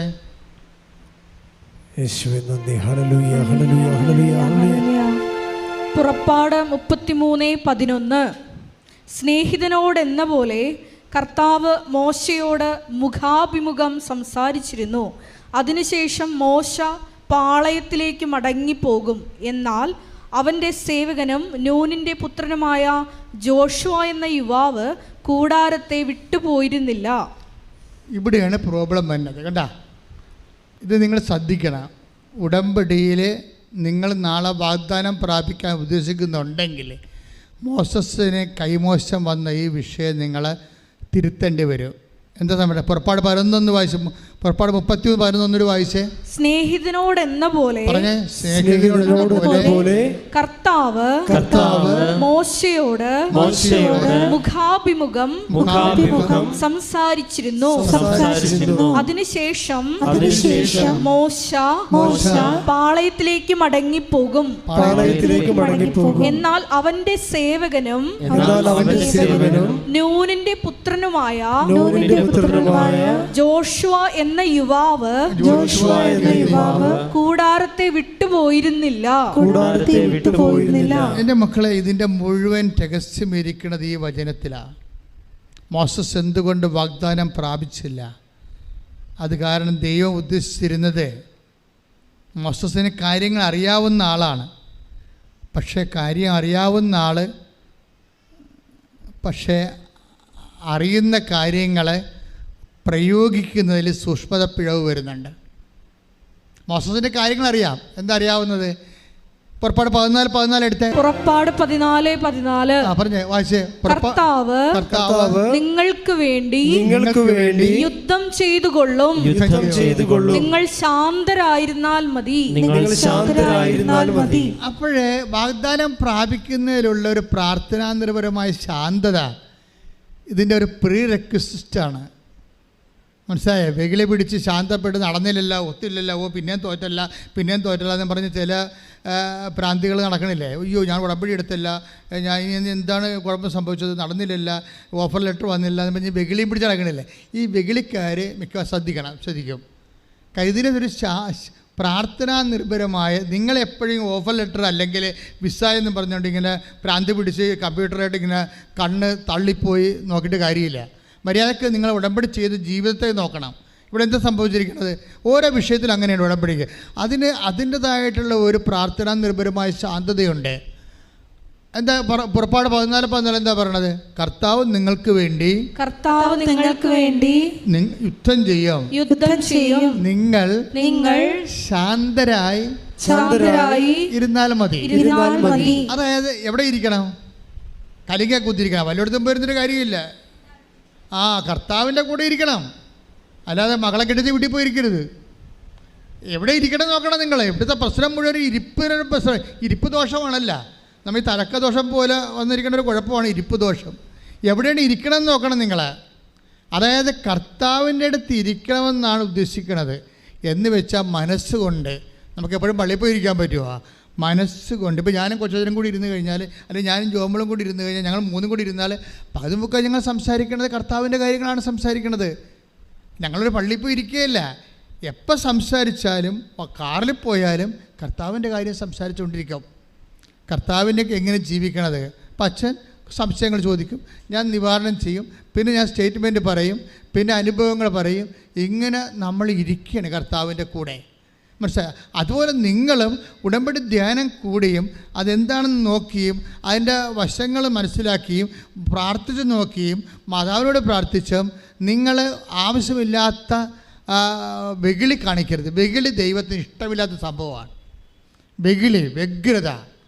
വ്യഗ്രതയില്ലേ ആൾക്കാരുടെ നമുക്ക് നിങ്ങൾ ഇങ്ങനെ വ്യഗ്രത കാണിക്കുമ്പോൾ ദൈവം എന്താ സംഭവിക്കാന്ന് അറിയാമോ? ഡാമേജ് ആകണത് എന്തൊക്കെയാണ്? നമ്മൾ വ്യഗ്രത കാണിക്കുമ്പോൾ ഡാമേജ് ആകണത് വിശ്വാസം ഡാമേജ് ആകും, പ്രത്യാശ ഡാമേജ് ആകും, അതുപോലെ തന്നെ ദൈവസ്നേഹവും ഡാമേജ് ആകും. അതുകൊണ്ടാണ് ഈശോ പറഞ്ഞത് ഉത്കണ്ഠ, വ്യഗ്രത എന്ന് പറയുന്നത് സുഖലോലുപത, മദ്യാസക്തി, ജീവിത വ്യഗ്രത. Take the word of God. ശ്രദ്ധിക്കട്ടെ. ഹല്ലേലൂയ, ഹല്ലേലൂയ, ഹല്ലേലൂയ, ഹല്ലേലൂയ, ഹല്ലേലൂയ, യേശുവേ നന്ദി. ഹല്ലേലൂയ, ഹല്ലേലൂയ. ലൂക്കായുടെ സുവിശേഷം 21-ാം 34-ാം തിരുവചനം. ലൂക്ക 21:34. സുഖലോലുപത, മദ്യാസക്തി, ജീവിത വ്യഗ്രത എന്നിവയാൽ നിങ്ങളുടെ മനസ്സ് ദുർബലമാവുകയും ആ ദിവസം ഒരു കെണി പോലെ പെട്ടെന്ന് നിങ്ങളുടെ മേൽ വന്നു വീഴുകയും ചെയ്യാതിരിക്കാൻ ശ്രദ്ധിക്കുവിൻ. ഇപ്പൊ എന്നെ സംഭവിക്കണമെന്ന് വെച്ച് കഴിഞ്ഞാൽ വ്യഗ്രത വരുമ്പോൾ എന്ത് സംഭവിക്കുന്ന പറയണത്? വ്യഗ്രത അതായത് സുഖലോലുപത, മദ്യാസക്തി, പിന്നെന്താ ജീവിത വ്യഗ്രത എന്നിവയാൽ മനസ്സ് ദുർബലമാകും. ഈ മനസ്സ് ദുർബലമായ മനസ്സിൽ നിന്ന് വിശ്വാസം ഉണ്ടാകത്തില്ല, പ്രത്യാശ ഉണ്ടാകത്തില്ല, ദൈവസ്നേഹം ഉണ്ടാകത്തില്ല, ഒന്നും ഉണ്ടാകത്തില്ല. അപ്പോൾ ഏറ്റവും ഉടമ്പടി എടുത്ത ആൾക്കാർ എന്താ ശ്രദ്ധിക്കേണ്ടത്? മനസ്സ് ദുർബലമാക്കാതിരിക്കാൻ നോക്കണം. പിടിയാ എന്ന് പറഞ്ഞേ. ഉടമ്പടി എടുത്ത ആൾക്കാർ എന്താ ചെയ്യേണ്ടത്? മനസ്സ് ദുർബലമാക്കരുത്. മനസ്സ് ദുർബലമാകണം. എന്തൊക്കെ കൊണ്ടാണ്? ആസക്തികൾ കൊണ്ടാണ് ദുർബലത ഉണ്ടാകുന്നത്. ആസക്തികൾ എന്തൊക്കെയാണ്? ഇപ്പം സുഖലോലുപത, അത് ഭയങ്കര ഒരു ആസക്തിയാണ്. എപ്പോഴും നല്ല ഭക്ഷണം കഴിക്കണം, നന്നായിട്ട് ഉറങ്ങണം, നന്നായിട്ട് ആൾക്കാരുമായിട്ട് ജോളിയായിട്ട് പോകണം, സിനിമ കാണണം. അതുപോലെ തന്നെ ഇങ്ങനെ എപ്പോഴും നമുക്ക് സുഖം തരുന്നതിൻ്റെ അകത്ത് എപ്പോഴും ആബന്ധമായി കഴിഞ്ഞാൽ എന്ത് പറ്റും? മനസ്സ് ദുർബലമായി കഴിയും. ഇത് വരാതിരിക്കാൻ വേണ്ടിയാണ് നമുക്ക് ക്ലേശം കർത്താവ് തരണത്. മനസ്സിലായില്ലേ? രോഗം, പീഡ. ഇപ്പം എനിക്ക് കിഡ്നി ഡിസീസ് ഉണ്ടോ നിങ്ങളോട് പറഞ്ഞിട്ടില്ലേ? അത് കർത്താവ് എടുത്ത് മാറ്റട്ടെ, എനിക്കൊരു പ്രശ്നവുമില്ല. പക്ഷേ എനിക്കൊരു കാര്യം മനസ്സിലാവും. എന്താണ് മനസ്സിലാകണത്? അതിനകത്ത് ഭക്ഷണ ക്രമീകരണങ്ങളുണ്ട്, ഉറക്ക ക്രമീകരണങ്ങളുണ്ട്, ഒത്തിരി ക്രമീകരണങ്ങളുണ്ട്. പക്ഷേ ആ ക്രമീകരണങ്ങൾ ഒരു സുവിശേഷം പോലെയാണ്.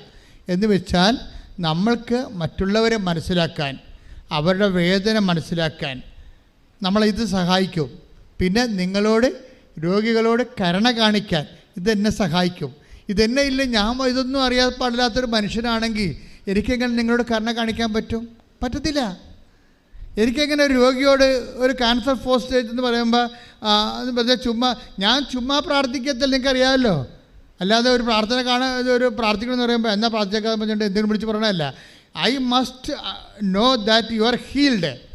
അതിനെന്തെല്ലാം ഇൻവെസ്റ്റ്മെൻറ്റ് ചെയ്യാൻ പറ്റും ഞാൻ എല്ലാം പ്രാർത്ഥനയിൽ കർത്താവിനോട് ഞാൻ ചോദിച്ച് മനസ്സിലാക്കിയിട്ടുണ്ട്. ഒരാളിനെ ഹീൽ ചെയ്യാൻ വേണ്ടി എന്തൊക്കെ ഇൻവെസ്റ്റ്മെൻറ്റ് വേണം. ഞാനിങ്ങനെ കിസ്ത്രക്ക എന്നൊക്കെ പറഞ്ഞുകൊണ്ട് ഞാൻ ആ ഭാഷാവരും പ്രാർത്ഥിക്കത്തില്ല. I know what to be done. എന്താണ് നിങ്ങൾക്ക് ഇതിനു വേണ്ടി ഇൻവെസ്റ്റ് ചെയ്യണത്? ഞാൻ ചെയ്തിരിക്കുന്നത് എന്താണ്? എൻ്റെ 36 കൊല്ലത്തെ പൗരോഹിത്യമാണ് ഈടുവെച്ചിരിക്കുന്നത്. 36 കൊല്ലത്തെ പൗരോഹിത്യം എന്ന് പറയുമ്പോൾ സത്യം പറയാം, ഈശോ ഉണ്ട് ഒരു 1.5 പൗരോഹിത്യമാണ്. എന്താ കാര്യം? ഇന്ന് വരെ കർത്താവിന് വേണ്ടി ജീവിച്ച ചരിത്രമുണ്ട് എൻ്റെ കയ്യിൽ. കർത്താവിന് വേണ്ടി മിഷനായിട്ട് അറിയിച്ചും അറിഞ്ഞവരെ ആഴപ്പെടുത്തിയും കൊണ്ട് കടലിലും കരയിലും ചുറ്റു സഞ്ചരിച്ചും ജനങ്ങൾക്ക് വേണ്ടി. ഞാൻ പറഞ്ഞില്ലേ, രാവിലെ 9 മണി തൊട്ട് രാത്രി ഈ പേഷ്യൻ്റാണെന്ന് പറയുന്ന ആളാണ് ചെയ്തിരിക്കുന്നത്. രാവിലെ 9 മണി തൊട്ട് രാത്രി 11:45 വരെ നിൽക്കുകയാണ്. അത്രയും ടൈം നിന്ന് ഉച്ചക്ക് ഊണ് കഴിക്കാൻ പോയി, സത്യമായിട്ടും പോയി. അത് 10 മിനിറ്റേ പോയുള്ളൂ. അത്രയും നിൽക്കണേ. എന്ത് വേണം നമുക്ക്? അഭിഷേകം വേണം. നമുക്കറിയാവില്ല, നമ്മൾക്കെല്ലാവരും നിങ്ങൾ പറയണത് രോഗം സൗഖ്യമാക്കണം, വീട് കെട്ടാം, ജോലി വേണം, അതിന് പിന്നെ മക്കളെ വേണം. നിങ്ങൾ ഇതൊന്നും അല്ല ചോദിക്കേണ്ടത്. ദൈവത്തിൽ ഇതിനെല്ലാം കൂടി സിംഗിൾ പാക്കേജ് ഉണ്ട്. നിങ്ങൾ ചോദിക്കേണ്ടത് അഭിഷേകമാണ്. കർത്താവേ, ഇത് നീ എനിക്ക് അനുഭവിച്ചു തരുന്നവരെ നിലനിൽപ്പിനുള്ള വരം നൽകണമേ. പ്രാർത്ഥിച്ച് കർത്താവേ, ഉടമ്പടിയിൽ വെച്ച കാര്യങ്ങള് നീ എനിക്ക് അനുവദിച്ചു തരും വരെ നിലനിൽക്കാനുള്ള അഭിഷേകം നൽകണമേ. കർത്താവ്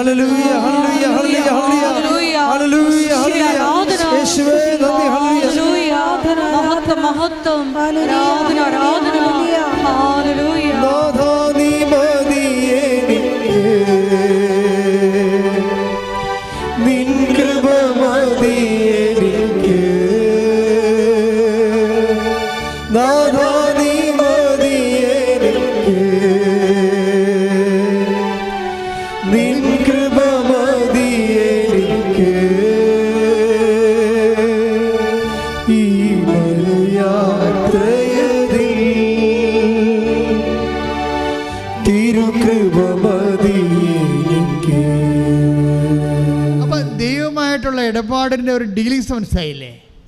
ഇപ്പം ക്രിസ്തുവിൻ്റെ പീഡാനുഭവത്തിൻ്റെ മുദ്ര എൻ്റെ ശരീരത്തിലുണ്ട്. ക്ലിയർ അല്ലേ? അത് രോഗമായിട്ട് 1 2 3 ഉണ്ട്. ഈ ശ്വാസകോശ രോഗമൊക്കെ ഞാൻ ഇവിടെ നിന്ന് വണ്ടി കയറിയപ്പോൾ തന്നെ കർത്താവ് ബ്ലോക്ക് ചെയ്തു. അവിടെ ഒന്നും ഉണ്ടായില്ലേ, ഇവിടെ വന്നപ്പോൾ തിരിച്ചുണ്ടായി. അത് ബ്ലോക്ക് ചെയ്ത് കളഞ്ഞ്. അതെല്ലാവരും നിങ്ങളെല്ലാവരുടെയും പ്രാർത്ഥന, എൻ്റെ പേഴ്സണൽ സ്റ്റാഫിൻ്റെ പ്രാർത്ഥന എല്ലാം കൊണ്ട്, അത് ഇവിടുത്തെ സ്റ്റാഫിൻ്റെ പ്രാർത്ഥന കൊണ്ട് കർത്താവ് ബ്ലോക്ക് ചെയ്ത് എനിക്ക് ഒരു ശ്വാസം മുട്ടലും ഉണ്ടായിട്ടില്ല. നല്ല മഴയും തണുപ്പുമുള്ള സമയത്തും ഞാൻ സ്ഥലത്ത് അവിടെ പോയായിരുന്നു. എന്തുണ്ടായില്ല, അത് കർത്താവാണ് തീരുമാനിക്കണം ഉണ്ടാകണോ ഉണ്ടാകേണ്ടതെന്ന്. മനസ്സിലായ? അതേസമയത്ത് നമ്മൾ വിചാരിക്കേണ്ട കാര്യം, ദൈവം നമ്മുടെ നീതിയെ ചെയ്യത്തുള്ളൂ. നിങ്ങൾ എന്താ ചെയ്യണമെന്ന് വെച്ചാൽ കലർപ്പില്ലാതെ, സംശയമില്ലാതെ. സംശയമാണ് നമ്മുടെ മനസ്സിനെ ദുർബലമാക്കണത്. അത് ആണ് ട്രീറ്റ്മെൻറ്റ് ചെയ്യേണ്ട ഒരു സബ്ജക്റ്റ്. ഇപ്പം പത്രോസ് നടന്നു വന്നില്ലേ കടലിലൂടെ, അപ്പോൾ കർത്താവ് അവൻ താഴ്ന്നു പോയില്ലേ? എന്തുകൊണ്ടാണ് താഴ്ന്നു പോയത്? അല്പവിശ്വാസി, നീ സംശയിച്ച. Take the word of God. ശ്രദ്ധിക്കട്ടെ. ഹല്ലേലൂയ, ഹല്ലേലൂയ, ഹല്ലേലൂയ, ഹല്ലേലൂയ, ഹല്ലേലൂയ. യേശുവേ നന്ദി. ഹല്ലേലൂയ, ഹല്ലേലൂയ, ഹല്ലേലൂയ. മത്തായി 14:31. മത്തായി 14:31. ഉടനെ യേശു കൈ നീട്ടി അവനെ പിടിച്ചുകൊണ്ട് പറഞ്ഞു, പതിനാലല്ലേ? മത്തായി 14:31. ശ്രദ്ധിക്കട്ടെ. ഹല്ലേലൂയ, ഹല്ലേലൂയ, ഹല്ലേലൂയ. യേശു കൈ നീട്ടി അവനെ പിടിച്ചുകൊണ്ട് പറഞ്ഞു. യേശു കൈ നീട്ടി അവനെ പിടിച്ചുകൊണ്ട് പറഞ്ഞു, അല്പവിശ്വാസി, നീ സംശയിച്ചത് എന്തിന്? അപ്പം ഈ അല്പവിശ്വാസം ആണ് എന്ത് ചെയ്യണത്? മനസ്സിനെ ദുർബലമാക്കുന്നത്. അല്പവിശ്വാസം കൊണ്ടാണ് സംശയം വരണത്. ഇപ്പം വ്യഗ്രതയും നേരത്തെ കണ്ടത് എന്താണ്? മനസ്സ് ദുർബലമാകണത് എന്താണ്? വ്യഗ്രത അല്ലേ? 21 ലുക്കാൻ്റെ സുവിശേഷം 21:14. സുഖലോലുപത, മദ്യാസക്തി, ജീവിത വ്യഗ്രത എന്നിവ മനസ്സ് ദുർബലമാകും. അപ്പോൾ വ്യഗ്രത ഒരു പ്രശ്നമാണ്. വ്യഗ്രതയും അതേസമയം പിന്നെ എന്താണ്? സംശയവും. ഈ രണ്ട് സംഭവം നമ്മൾ ട്രീറ്റ് ചെയ്യേണ്ട രോഗങ്ങളാണ്, വ്യഗ്രതയും സംശയവും. നിങ്ങൾ ശരിക്കും പറഞ്ഞാൽ ഉടമ്പടിയുടെ ആദ്യ കാലങ്ങളിലൊക്കെ ശരിക്കും ഗൺ പോയിൻ്റ് കൊണ്ടുവരേണ്ടത് വ്യഗ്രതയും അതുപോലെ തന്നെ സംശയത്തെയുമാണ് ചികിത്സിക്കേണ്ടത്. പ്രാർത്ഥിക്കുക. കർത്താവ് ദൈവമേ, എൻ്റെ ജീവിതത്തിലുള്ള വ്യഗ്രതയെയും സംശയത്തെയും നിന്റെ വിശുദ്ധമായ രക്തത്താൽ കഴുകി നീ വിശുദ്ധീകരിച്ച് എന്നെ ബലപ്പെടുത്തണമേ.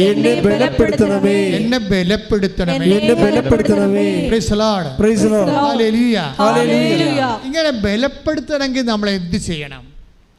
രണ്ട് കാര്യങ്ങളുണ്ട്, രണ്ട് രോഗങ്ങളുണ്ട്. എന്തൊക്കെയാണ്? സ്പിരിച്വൽ ഡിസീസ് രണ്ടാണ്. എന്താണ്? ഇനിയും ഉണ്ടാകുമേ, ഈശോ പറയണനുസരിച്ച് ഞാൻ പറഞ്ഞു തരാം. ഒന്നാമത്തെ എന്താണ്? സംശയം. രണ്ടാമത്തെ എന്താണ്? വ്യഗ്രത. ഈ വ്യഗ്രതയെ മാറ്റി, സംശയം മാറ്റി മനസ്സിനെ ദുർബലമെന്നല്ല പറഞ്ഞത്. ദുർബലമാകുമ്പോൾ തന്നെ നമ്മളെന്താ പറയണത്? അതിനെ ബലപ്പെടുത്തേണ്ടി വരും. മനസ്സിനെ ബലപ്പെടുത്തണം. മനസ്സിനെ ബലപ്പെടുത്തണമെങ്കിൽ എന്ത് ചെയ്യണം? അത് നമ്മൾ അറിയണ്ടേ? അതിൻ്റെ മരുന്ന് എന്താണ്? അതിൻ്റെ ടോണിക് എന്താണ്? ഇഞ്ചക്ഷനാണ്, IV ആണ്, ടോണിക്കാണ്, ടാബ്ലറ്റ്സ് ആണ്? എന്താണ് നമ്മൾ കഴിക്കേണ്ടത് മനസ്സിനെ ബലപ്പെടുത്താൻ? മോസസ് എന്താണ് കഴിക്കാതിരുന്നത്? എന്താണ് അറിയേണ്ടത് മനസ്സിനെ ബലപ്പെടുത്താൻ വേണ്ടി? കാര്യം എന്താ? വാഗ്ദാന നാട് കക്ഷി പ്രാപിക്കത്തില്ലെന്ന് ദൈവം മുഖത്ത് നോക്കി പറഞ്ഞില്ലേ? ഉടമ്പടിയുടെ നീ വെച്ചിരിക്കണം ഒരു നിയോഗം നടക്കത്തില്ലെന്ന് ദൈവം മുഖത്ത് നോക്കി പറയും. നിൻ്റെ പോക്കും കളി ഇതുപോലെയാണെങ്കിൽ നീ ഉടമ്പടി വെച്ചിരിക്കണ ഒരു സംഭവം നടക്കത്തില്ലെന്ന് ദൈവം നിൻ്റെ മുഖത്ത് നോക്കി പറയും. എന്താ കാര്യം? മോസസിനോട് പറഞ്ഞിട്ടുണ്ട്, ഉടമ്പടി നീ വെച്ച കാര്യങ്ങളൊന്നും നടക്കത്തില്ല, വാഗ്ദാന നാട് നീ പ്രാപിക്കത്തില്ല. അതെന്തുകൊണ്ടാണ് അങ്ങനെ പറയാൻ കാരണം വെച്ച് കഴിഞ്ഞാൽ, അയർലൻഡ് വഴി ഈശോ പറഞ്ഞ ഇതാണ്, മോസസും ജോഷുവയും തമ്മിൽ ഒരു വ്യത്യാസമുണ്ട്. അതാണ് വിഷയം. എന്തൊക്കെയാണത്? 33:11 എടുത്ത് പുറപ്പാട് 33:11. സ്നേഹിതനോടെന്ന പോലെ കർത്താവ് മോശയോട് മുഖാഭിമുഖം സംസാരിച്ചിരുന്നു. അതിനുശേഷം മോശ പാളയത്തിലേക്ക് മടങ്ങിപ്പോകും. എന്നാൽ അവന്റെ സേവകനും നൂനിന്റെ പുത്രനുമായ ജോഷുവ എന്ന യുവാവ് കൂടാരത്തെ വിട്ടുപോയിരുന്നില്ല. മോസസ് വിട്ടുപോയിട്ടും ജോഷുവ കൂടാരത്തെ വിട്ടുപോണില്ല. ഗ്യാപ്പ് ഒരു പ്രോബ്ലമാണ്, മനസ്സിലായില്ലേ? ഉടമ്പടിയിൽ വാഗ്ദാനം പ്രാപിക്കാൻ ഗ്യാപ്പ്. മോസസിനും ഗ്യാപ്പുണ്ട്. നഴ്സുമാർക്കും എഞ്ചിനീയർമാർക്കും പ്രൊഫഷൻസിന് അറിയാം ഗ്യാപ്പ് എന്ന് എന്താണെന്നറിയാം. ഗ്യാപ്പ് ഒരു പ്രോബ്ലമാണ്. ഇവിടെ തന്നെയല്ല എല്ലായിടത്തും. ഇവിടെ എന്താ പ്രോബ്ലം? അതായത് സ്ഥിരത എന്നുള്ളതൊരു പ്രധാനപ്പെട്ട വിഷയമാണ്. 1 തിമോത്തി 6:6 ഉള്ളത് കൊണ്ട് തൃപ്തിപ്പെടുന്നവന് എന്ന് പറഞ്ഞ ഉള്ളത് കൊണ്ട് തൃപ്തിപ്പെടുന്നതിന് ദൈവഭക്തി വലിയൊരു നേട്ടമാണ്. 6:11 എടുത്ത് ശ്രദ്ധിക്കട്ടെ. ഹല്ലേലൂയ. എന്നാൽ ദൈവിക മനുഷ്യനായ നീ ഇവയിൽ നിന്ന് ഓടിയകലണം. നീതി, ദൈവഭക്തി, വിശ്വാസം, സ്നേഹം, സ്ഥിരത, സൗമ്യത എന്നിവയെ ഉന്നം വയ്ക്കുക. സ്ഥിരത നമ്മളെ അതായത് നമ്മുടെ ഗൺ പോയിന്റിൽ കൊണ്ടുവരേണ്ട ഒരു വിഷയമാണ് സ്ഥിരത. അതായത് ഇപ്പം കുറച്ച് പ്രാർത്ഥിച്ച്, രാവിലെ പ്രാർത്ഥിച്ചു, പിന്നെ നിങ്ങൾക്ക് തോന്നിയ മാസം പോലെയൊക്കെ ജീവിച്ചു, വൈകുന്നേരം എടുത്ത് ഉടമ്പടി പ്രാർത്ഥിച്ചു, പിന്നെ നിങ്ങൾക്ക് തോന്നിയ മാസം പോലെ തോന്നിയ മാസം കുറച്ചതൊക്കെ പറഞ്ഞ് ആവശ്യമുള്ളത് ഇല്ലാത്ത പറഞ്ഞ് ദൈവത്തെ ഇറക്കാത്ത കാര്യമൊക്കെ പറഞ്ഞിട്ട് രാവിലെ എടുത്ത് പ്രത്യക്ഷിക്കുന്ന പ്രാർത്ഥന ചൊല്ലി അപ്പോഴും പോയി, സ്ഥിരത പോയി. സ്ഥിരത എന്ന് പറയുന്നത് ഒരു പ്രധാനപ്പെട്ട കാര്യമാണ്. ഉടമ്പടിയല്ലേ ദൈവമായിട്ട്. അപ്പോഴേ ഇതിൻ്റെ ഇടയ്ക്കെല്ലാം ദൈവത്തിന് നിരക്കാത്ത വർത്തമാനങ്ങളെ ഒഴിവാക്കണം. മനസ്സിലായില്ലേ? ദൈവമായിട്ടുള്ള സ്ഥിരത എന്ന് പറഞ്ഞാൽ നിങ്ങൾക്ക്, അതായത് നമ്മൾ ഉപയോഗിക്കുമ്പോൾ ദൈവത്തോട് ഉടമ്പടി ചെയ്തുള്ളൊരു ജീവിതമാണെന്നുള്ളത് നമുക്ക് തന്നെ ഒരു ബോധം ഉണ്ടാകണം. അല്ലാതെ ഇത് കൊണ്ടുവന്ന് ഏതാണ്ട് കൊണ്ടുവന്ന് എഴുതി ആട് പ്രസവിക്കണം, അമ്മ പ്രസവിക്കണം എന്നൊക്കെ പറഞ്ഞ് എഴുതി കൊണ്ടുവന്ന് ഇടത്തില്ലേ, ഈ നേർച്ചപ്പെട്ടി കൊണ്ടുവന്ന് ഇടത്തില്ലേ ആൾക്കാർ. അതുപോലുള്ള അഭ്യാസം കാണിച്ചിട്ട് പോകരുത്. ഇത് നിങ്ങൾ സീരിയസ് ആയിട്ട് എടുക്കണം. ഞാനെന്താ ഉദ്ദേശിക്കണമെന്ന് അറിയാമോ? അതായത് I am not that satisfied. എന്താ കാര്യം വെച്ച് കഴിഞ്ഞാൽ ഇവിടുത്തെ അതായത് ഉടമ്പടി എന്നൊരു പക്ക ഫോർമുലയാണ്.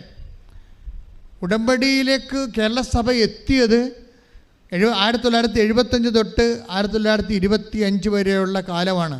ഈ 50 കൊല്ലമല്ലേ? 75 2025 അത് 50 കൊല്ലം അല്ലേ? 50 കൊല്ലമാണ് ദൈവം നമ്മളെ കേരള സഭയെ പരിപാലിച്ചു കൊണ്ടത്. കാര്യം എന്താണ്? കേരള സഭയെക്കുറിച്ച് കർത്താവിന് ഭയങ്കരമായ പ്രതീക്ഷയാണ്. അതുപോലെ തന്നെ സാത്താനും നല്ല പ്രതീക്ഷയുള്ള സ്ഥലമാണിത്. അത് കഴിഞ്ഞാൽ ഇത്രയും പ്രശ്നം കേരള സഭയിലുള്ളത് എന്താണ്? ദൈവം ഇതിനെ ഇങ്ങനെ വളരെ ശ്രദ്ധയോടെ പരിപാലിച്ചു കൊണ്ട് പോണത് സാത്താന് നല്ലവണ്ണം അറിയാം. അതുകൊണ്ട് ലോകത്തെ തകർക്കാൻ കേരള സഭയെ ഉപയോഗിക്കണം. അതിനാണ് അവർ കുർബാനയൊക്കെ ഉപയോഗിക്കണത്. ആ കുർബാന വിഷയമാകണം എന്താ തർക്കം? ശരിക്കും പറഞ്ഞ ഫ്രീ മേസൺസിൻ്റെ കാലത്ത് കുർബാന അപമാനിക്കപ്പെട്ടതിനേക്കാൾ ശക്തമായ രീതിയിൽ ഇന്ന് പലപ്പോഴും കുർബാന ഒരു തർക്കത്തിൻ്റെ വിഷയമായി മാറുന്നില്ലേ? കാരണം കേരള സഭയെക്കുറിച്ച് ഒരു ആഗോളമായ പദ്ധതിയാണ് ദൈവത്തിനുള്ളത്. കാര്യം എല്ലായിടത്തും വിശ്വാസത്തിന് വിളക്ക് കെട്ടാൽ ഇവിടുന്ന് കൊണ്ടുപോയി ഇവിടുത്തെ കന്യകമാരും ഇവിടുത്തെ നീതിമാന്മാരും ഇവിടുത്തെ അഭിഷിക്തരും ഇവിടുത്തെ പ്രവാചകന്മാരും ലോകം മുഴുവനും വിശ്വാസം ജനിപ്പിക്കും. ഞാൻ അയർലൻഡിൽ നിന്ന് പോന്നപ്പോഴേ എൻ്റെ ഒരു സഹോദരൻ പ്രവർത്തകൻ ജോജോ വിളിച്ച് പറഞ്ഞു വെച്ചാൽ സായിപ്പച്ചന്മാരൊക്കെ ഇവിടെ ഹാപ്പിയാണെന്ന് പറഞ്ഞു. എന്താണ് കാര്യം? നമ്മുടെ ആൾക്കാർ ധ്യാനം കൂടിയവരവിടെ അവരുടെ പള്ളിയിലൊക്കെ പോകുന്നുണ്ട്. അപ്പോൾ അവരുടെ പള്ളിയിലൊക്കെ ആൾ കൂടിയെന്ന് പറഞ്ഞു. അപ്പോൾ എനിക്ക് ഭയങ്കര സന്തോഷം തോന്നി. ഞാൻ അയാളുടെ പേര് പറയാൻ കാര്യം അയാളത് പറഞ്ഞു സത്യമാണ് നിങ്ങൾ ധരിക്കാൻ വേണ്ടിയാണ്. എന്താ കാര്യം? എന്താണ് കാരണം വെച്ച് കഴിഞ്ഞാൽ ആ സ്ഥലത്തുള്ള ആ ദേവാലയത്തിലെ ആ തദ്ദേശീയരുടെ ദേവാലയത്തിൽ പോലും ജനങ്ങളെ പ്രാർത്ഥനാനിരപരമായി ദാറ്റ് മീൻസ് എന്താ കാര്യം? കർത്താവിന് വലിയൊരു പദ്ധതിയുണ്ട്. ഇവിടുത്തെ അഭിഷിക്തർ, ഇവിടുത്തെ പ്രവാചകർ, ഇവിടുത്തെ അപ്പോസ്തലന്മാർ ലോകം മുഴുവനും പോയി ലോകത്തിന് വന്ന വിശ്വാസ തകർച്ച ചെയ്യുന്നതിന് വീണ്ടെടുക്കാൻ കേരള സഭയെ കർത്താവ് വളരെ വളരെ ശക്തമായ രീതിയിൽ 1975 കരിസ്മാറ്റിക് ധ്യാനം ഇവിടെ വന്ന കാലം മുതൽ പ്രത്യേക പരിചരണത്തിൽ കൊണ്ടുവരികയാണ്. അത് സാത്താനും അറിയാം. അത് സാത്താനും അറിയാവുന്ന നമ്മുടെ അപ്പോസ്തലന്മാർക്ക് അറിയണം. അത് മനസ്സിലാക്കേണ്ട അടിയന്തരമായിട്ട് ഈ വിഷയം എത്രയും വേഗം ക്ലോസ് ചെയ്യണം. സഭയ്ക്ക് ഡാമേജ് ഉണ്ടാകാൻ പാടില്ല. ഇവിടെ ജയപരാജയങ്ങളുടെ പ്രശ്നങ്ങളില്ല. ഇത് ഏറ്റവും വലിയ വിജയം എന്ന് പറയുന്നത് സഭയ്ക്ക് ഡാമേജ് ഇല്ലാതെ ഈ വിഷയം പര്യവസാനിച്ചാൽ അതിൻ്റെ അർത്ഥം പരിശുദ്ധാത്മാവ് തന്നെയാണ് ഇതിൽ പ്രവർത്തിച്ചതെന്നാണ്. അതിനുവേണ്ടി സ്തുതിക്കട്ടെ, സ്തുതിക്കട്ടെ.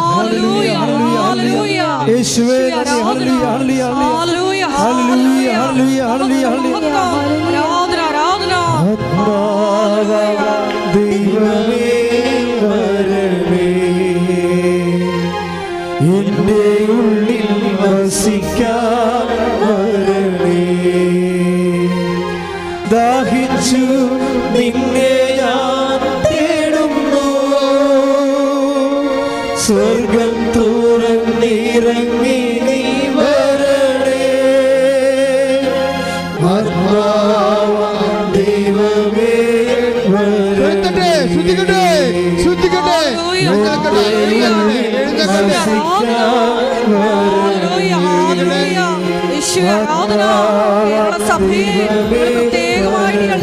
സമർപ്പിച്ചു പ്രാർത്ഥിക്കുന്നു. പരിശുദ്ധ അമ്മയുടെ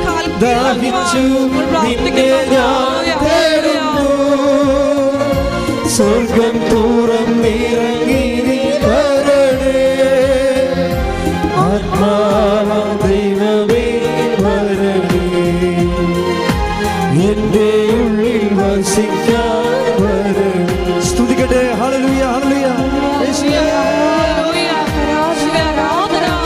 ആത്മാവാം ദൈവമേ വരണേ.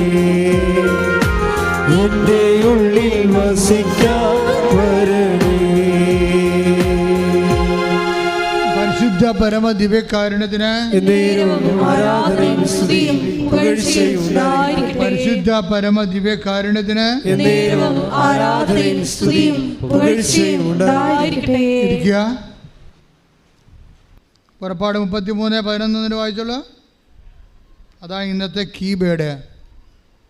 പുറപ്പാട് 33:11. സ്നേഹിതനോടെന്ന പോലെ കർത്താവ് മോശയോട് മുഖാഭിമുഖം സംസാരിച്ചിരുന്നു.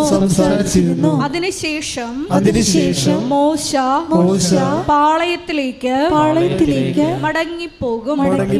എന്നാൽ അവന്റെ സേവകനും നൂനിന്റെ പുത്രനുമായ യോശുവ എന്ന യുവാവ് കൂടാരത്തെ വിട്ടുപോയിരുന്നില്ല.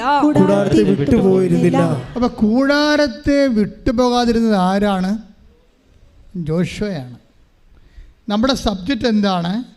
സംശയങ്ങളെ കൊണ്ടോ പിന്നെ എന്താണ് വ്യഗ്രത കൊണ്ടോ മനസ്സ് ദുർബലപ്പെട്ടാൽ ആ ദുർബലപ്പെട്ട മനസ്സിനെ ബലപ്പെടുത്താനുള്ള ഔഷധം എന്താണ്? കൂടാരത്തെ വിട്ടുപോകാതെ സ്ഥിരതയോടെയുള്ള ദൈവസംസർഗമാണ്. ക്ലിയറാണോ? ക്ലിയറല്ലേ? അതാരാണ് ചെയ്തത്? മോസസ് അല്ല. പിന്നെ ആരാണ് ചെയ്തത്? ജോഷുവയാണ്. അത് കാരണം ജോഷുവക്ക് എന്നാ കിട്ടിയത്? ആത്മശക്തി കിട്ടി. ജോഷുവ ആദ്യം ഈ ജെറീക്കോ പട്ടണം ഒറ്റുനോക്കാൻ വേണ്ടി പോയേശം വന്നപ്പോൾ അവിടെയുള്ള ഒറ്റുനോക്കാൻ പോയി വെച്ചാൽ സ്പൈ വർക്ക് ചെയ്യാൻ പോയി. ആ പട്ടണത്തിൽ പിടിച്ചടക്കാൻ വേണ്ടി പോകുമ്പോൾ ആദ്യം സ്പൈ വർക്ക് ചെയ്യാൻ വേണ്ടി പോയപ്പോൾ തിരിച്ചു വന്നിട്ട് എല്ലാവരും പറഞ്ഞു, ഞങ്ങൾ അനാക്കിൻ്റെ രാക്ഷസനാണ്. അനാക്ക് ഗോലിയാത്തിനെ പോലെ രാക്ഷസവർഗമാണ്. അനാക്കിൻ്റെ മക്കളെ ഞങ്ങൾ അവിടെ കണ്ടെന്ന്. അപ്പോൾ തന്നെ ഇസ്രായേൽക്കാർക്ക് മുട്ടിട്ട് വിറക്കാൻ തുടങ്ങി. എന്താ കാര്യം? അവർ പിടിച്ച് തിന്നു കളയും. അത്രയും വില്ലന്മാരും മല്ലന്മാരുമായിട്ടുള്ള ആൾക്കാരാണ്. അതൊക്കെ അവർ വിശദീകരിച്ചപ്പോഴേ അപ്പം തന്നെ ജനം മോസസിനെയും ഇവരെല്ലാം പ്രാകാരം നിലവിളിക്കാൻ തുടങ്ങി. എന്താണ്? അവർ ഞങ്ങളെ കൊന്നുകളയും, ഞങ്ങൾ അങ്ങോട്ടില്ല എന്ന് പറഞ്ഞ് ജനം പേടിച്ച് വിറക്കാൻ തുടങ്ങി. ഈ പേടിച്ച് വിറക്കാൻ തുടങ്ങിയ ജനത്തോട് ജോഷുവ പറയുന്നൊരു വാക്കുണ്ട്. അതാണ് അതിന് ആത്മബലം കിട്ടിയെന്ന് പറയാൻ കാരണം. സംഖ്യ 14:18. സംഖ്യ 14:18. കർത്താവ് ക്ഷമാശീലനും അചഞ്ചല സ്നേഹം കവിഞ്ഞൊഴുകുന്നവനുമാണ്. അവിടുന്ന് അകൃത്യവും അപരാധങ്ങളും ക്ഷമിക്കുന്നവനാണ്. എന്നാൽ കുറ്റക്കാരനെ വെറുതെ വിടാതെ പിതാക്കന്മാരുടെ അകൃത്യങ്ങൾക്ക് മക്കളെ 3 4 തലമുറ വരെ ശ്രദ്ധിക്കട്ടെ മക്കളെ, ശ്രദ്ധിക്കട്ടെ. ഹല്ലേലൂയ ഹല്ലേലൂയ ഹല്ലേലൂയ ഹല്ലേലൂയ ഹല്ലേലൂയ ഹല്ലേലൂയ. യേശുവേ നന്ദി. ഹല്ലേലൂയ ഹല്ലേലൂയ ഹല്ലേലൂയ ഹല്ലേലൂയ ഹല്ലേലൂയ ഹല്ലേലൂയ. കൈകളടിച്ചുകൊണ്ട് ശ്രദ്ധിക്കട്ടെ. ഹല്ലേലൂയ ഹല്ലേലൂയ ഹല്ലേലൂയ.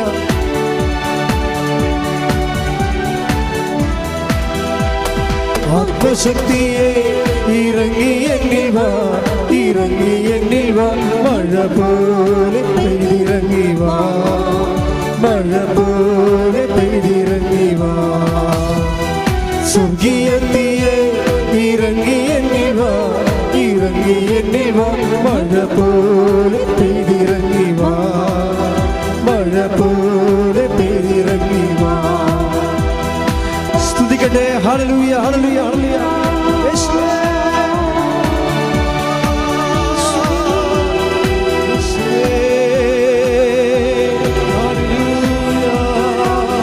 സ്തുതിക്കട്ടെ സ്തുതിക്കട്ടെ. ഹല്ലേലൂയ ഹല്ലേലൂയ ഹല്ലേലൂയ ഹല്ലേലൂയ.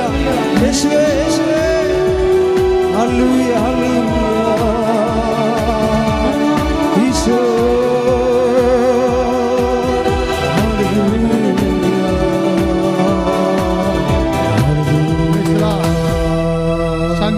സംഖ്യ 13:33. സംഖ്യ 13:33. സംഖ്യ 13:33.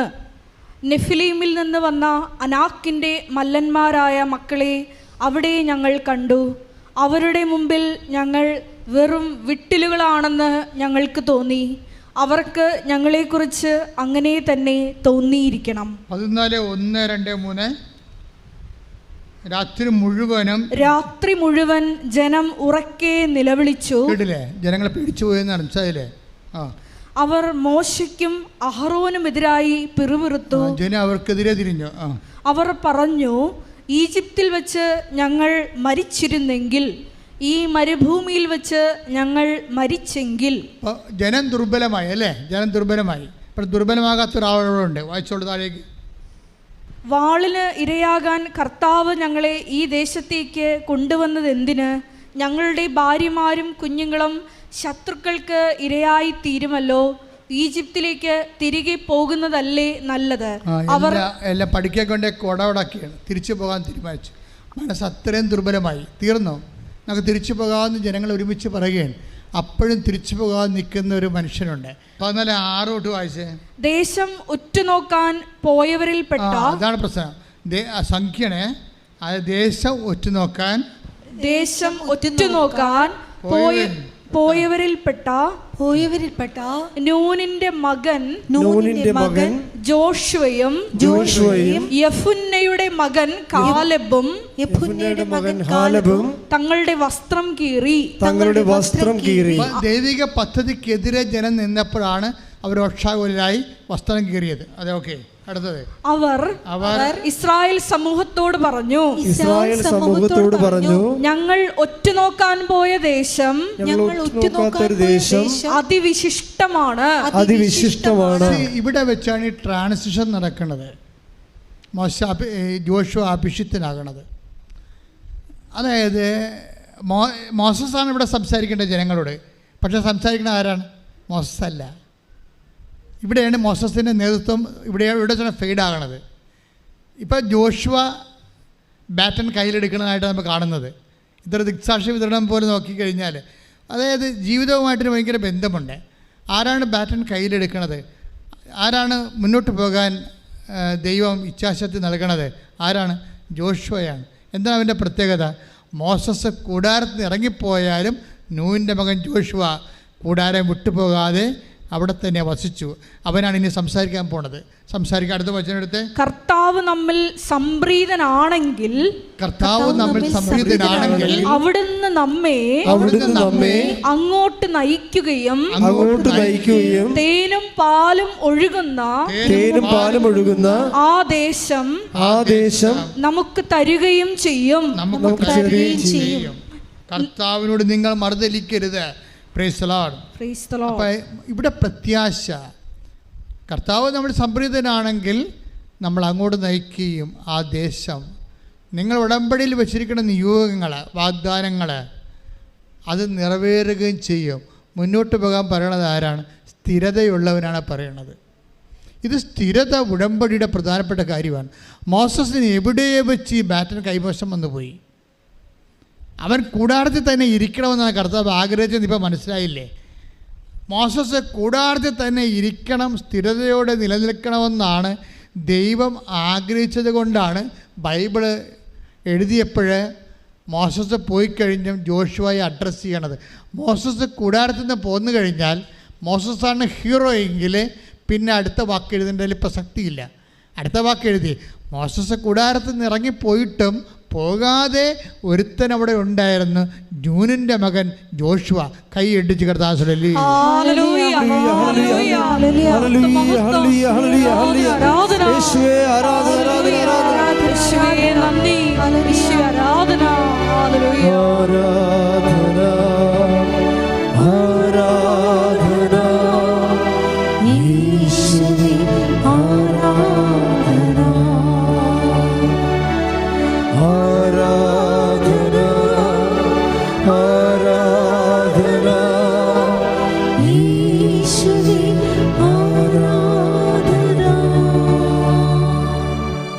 ഇന്നലെ ഇതൊക്കെ ധ്യാനിച്ചുകൊണ്ട് നടക്കുന്ന സമയത്ത് ഞാൻ പറഞ്ഞു, അമ്മേ ഇനി ഇത് അമ്മയെക്കുറിച്ച് കണക്ട് ചെയ്ത് പറയാൻ പറഞ്ഞു. ഇത് അമ്മയെക്കുറിച്ച് കണക്ട് ചെയ്യാൻ പറഞ്ഞു. കാരണം ഇന്നലെ അഗസ്ത്യൻ്റെ ചില പഴയ വിശുദ്ധ അഗസ്തീനോസിൻ്റെ ചില പ്രസംഗങ്ങളൊക്കെ കേട്ട് ഞാനൊക്കെ ഡെസ്പായിരിക്കുകയായിരുന്നു. അഗസ്തീന വലിയ ജ്ഞാനപരമുള്ള സഭയിലെ പ്രാമാണികനായ ഡോക്ടറാണ്, ഗുരുവാണ് അഗസ്ത്യനെങ്കിലും അഗസ്ത്യന് അമ്മയെക്കുറിച്ച് പറഞ്ഞിരിക്കുന്ന കാര്യങ്ങൾ അഗസ്ത്യന് അത്രയും ബോധമില്ലെന്ന് എനിക്ക് തോന്നിയത്. അതുകൊണ്ട് ഞാൻ ഈ അമ്മയോട് പറഞ്ഞു, അമ്മേ ഇനി വചനത്തിൽ ഞാൻ എടുക്കുമ്പോൾ അമ്മയെക്കുറിച്ച് പറയണം. അമ്മ എങ്ങനെ അമ്മയായെന്ന് പറയണം. അമ്മ എങ്ങനെ വാഗ്ദാനം പ്രാപിച്ചത്? ആദ്യം വാഗ്ദാനം പ്രാപിച്ചത് ആരാണ്? പരിശുദ്ധ അമ്മയല്ലേ. ദൈവത്തിൻ്റെ നിയോഗം ആദ്യം പ്രാപിച്ചത് ആരാണ്? വചനം മാംസമായത് അമ്മയാണ്. അമ്മ എങ്ങനെയാണ് വചനം വാഗ്ദാനം പ്രാപിച്ചതെന്ന് പറയണമെന്ന് പറഞ്ഞുകൊണ്ട് ഞാൻ കുറേ നേരം സ്തുതിച്ചിട്ട് വചനം എടുത്തപ്പോൾ അമ്മ എങ്ങനെയാണ് അമ്മയായെന്ന് എന്നോട് പറഞ്ഞു. അത് ലൂക്കാസ് വിശേഷമാണ്.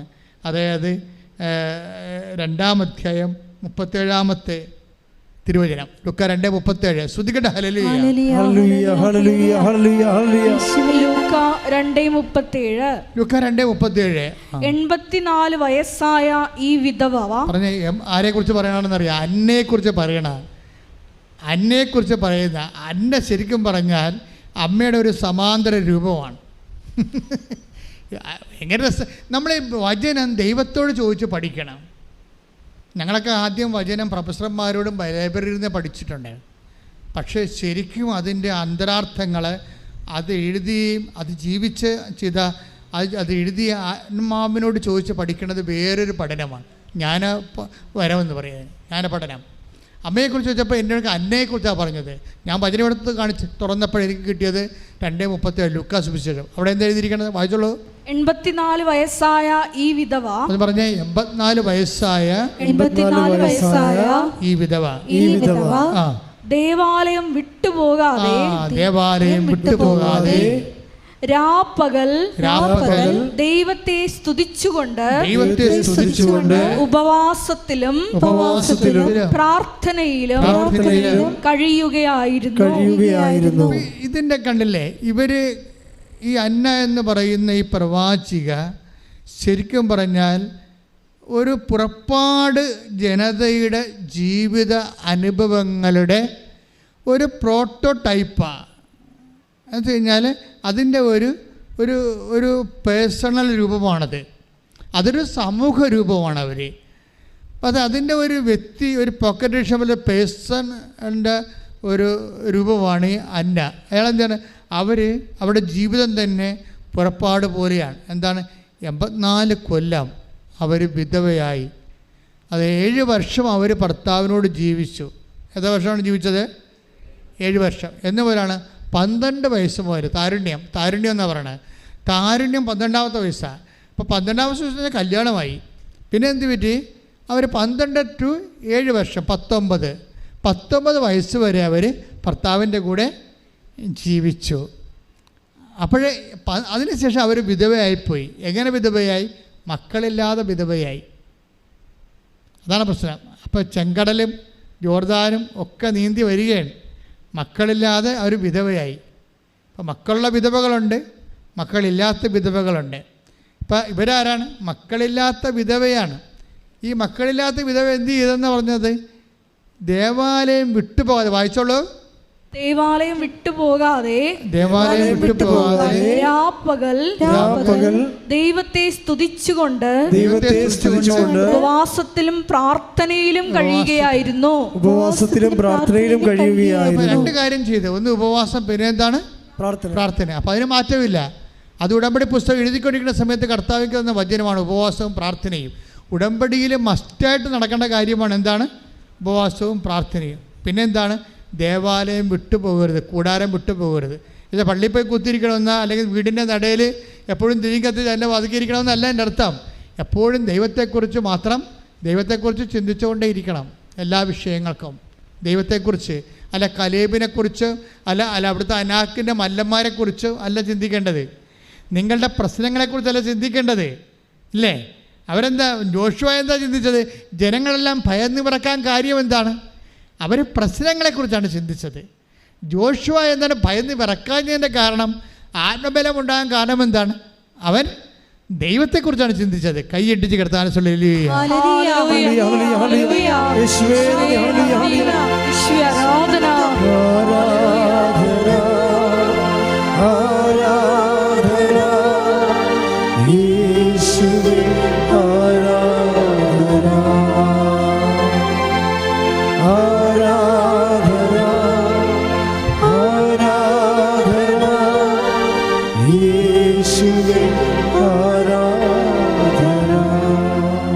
എപ്പോഴും നീ മല്ലന്മാരെ കുറിച്ച് ചിന്തിക്കരുത്. എപ്പോഴും വിസ കിട്ടുമോ, വിസ തരാമെന്ന് പറഞ്ഞല്ല, ഏജൻറ്റ് പറ്റിക്കുമോ, അക്കോമഡേഷൻ കിട്ടുമോ, യൂണിവേഴ്സിറ്റി അക്കോമഡേഷൻ തരുമോ, യൂണിവേഴ്സിറ്റി അക്കോമഡേഷൻ തരണ സമയത്തിന് മുമ്പ് കോളേജ് തുറക്കുമോ, ഇങ്ങനെ ഓരോ കാര്യങ്ങൾ ചോദിച്ചുകൊണ്ടിരുന്നാൽ അനാക്കിൻ്റെ മല്ലന്മാരെ ഓർത്തിട്ട് ഇസ്രായേൽ ജനം ഭയന്ന് വിറച്ചതുപോലെ വിറക്കാനേ കൊള്ളത്തുള്ളൂ.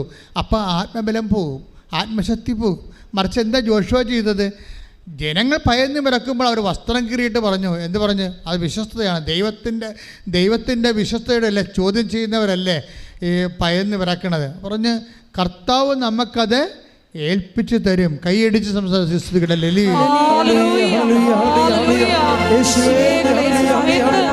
ശ്വാസം പ്രഖ്യാപിക്കാനുള്ള വലിയ കൃപ ഈ ആരാധനയിലൂടെ ഞങ്ങൾക്ക് നൽകണമേ. ജോഷുവയ്ക്കാണ് ആത്മബലം ഉണ്ടായിരുന്നത്. ഈ ആത്മബലം എങ്ങനെ നേടിയെടുത്തതാണ്? മോശത്ത് ഇറങ്ങിപ്പോന്നിട്ടും കൂടാരം വിട്ടുപോകാതെ നൂൻ്റെ മകൻ ജോഷുവ അവിടെ തന്നെ ഇരുന്നു. സ്ഥിരത കൊണ്ട് നേടിയതാണ്. സ്ഥിരത കൊണ്ടാണ് ആത്മബലം ഉണ്ടാക്കുന്നത്. മനസ്സിലായില്ലേ? നിങ്ങൾ അനാവശ്യമായിട്ട് ഒരിക്കലും ചിന്തിച്ച് നാശകോടാലിയാക്കി ആൾക്കാരിങ്ങനെ നിങ്ങൾ ഓരോരുത്തരും സംസാരിക്കത്തില്ലേ? അങ്ങനെ സംസാരിക്കുമ്പോൾ നിങ്ങൾ ആരോടെ സംസാരിക്കണത്? വല്ല വായി നോക്കികളോടും പല്ല് തേക്കാത്തവരോടല്ലേ സംസാരിക്കണത്, അല്ലേ? പള്ളിയിൽ പോകാത്തവന്മാരോടും തമ്മിൽ കുറിച്ച് പറഞ്ഞും വെള്ളം അടിക്കണവരോടൊക്കെ അല്ലേ നിങ്ങൾ സംസാരിക്കണത്? അവന്മാർ നിങ്ങൾക്ക് എന്ത് ഉപദേശം തരാനാണ്? ദൈവകൃപയുള്ളവരോട് സംസാരിക്കണം. പിന്നെ ദൈവകൃപയുള്ളവരോട് സംസാരിക്കുമ്പോഴും അത് അങ്ങനെ ആളെ കിട്ടിയില്ലെങ്കിൽ വചനത്തോട് സംസാരിക്കണം, വചനമെടുത്ത് വായിക്കണം. മനസ്സിലായില്ലേ? ഈ ഒരു കാലത്ത് നമ്മൾ ആത്മബലം പ്രാപിക്കുന്നത് അങ്ങനെയാണ്. അല്ലെങ്കിൽ ഓരോരുത്തർ ഓരോ കാര്യം പറയും. അവരോട് അവിടെ പോയിട്ട് അങ്ങനെയാണ്, മറ്റൊരു തിരിച്ചു പോന്ന്, അവരവിടെ നിന്ന് ആസ്ട്രേലിയക്ക് പോയി, ഇവർ ന്യൂസിലൻഡിലേക്ക് പോയി, അല്ലെങ്കിൽ ജപ്തി ഉടമ്പടി എടുത്ത ചില ആൾക്കാർക്ക് ജപ്തി ആയിപ്പോയി. ഇങ്ങനെ നെഗറ്റീവ് പറഞ്ഞുകൊണ്ടിരിക്കും. അതുകൊണ്ടാണ് ഈ ആൾക്കാരോട് ആലോചന ചെയ്തെന്ന് പറയണത്. കാര്യം അവരും നിങ്ങളും തമ്മിൽ വ്യത്യാസമില്ലേ? മനസ്സിലായ? മോസസും ജോഷുവയും തമ്മിൽ വ്യത്യാസമില്ലേ? അപ്പോൾ പിന്നെ എങ്ങനെയാണ് നിങ്ങളും അവരും തമ്മിൽ വ്യത്യാസമില്ലാത്തത്? അപ്പനാണ് അമ്മയെന്ന് പറഞ്ഞാലും മോസസിനേക്കാളും കേമനാണ് ജോഷുവ ആയത്. എന്ത് വെളിച്ചത്തിലാണ്? ഒറ്റ വെളിച്ചത്തിലാണ്. അല്ലാതെ ഹൊറേബിൽ തീ കത്തിച്ചിട്ട് നീ നിൽക്കുന്ന സ്ഥലം വിശുദ്ധമാണെന്ന് പറഞ്ഞുകൊണ്ട് നാടകീയമായിട്ടല്ല ജോഷുവയുടെ ദൈവം വന്നത്. അവൻ കിട്ടിയ വിശ്വാസം ജീവിച്ചതിൻ്റെ പേരിലാണ്. കൈയിട്ടിച്ച് കർത്താവ്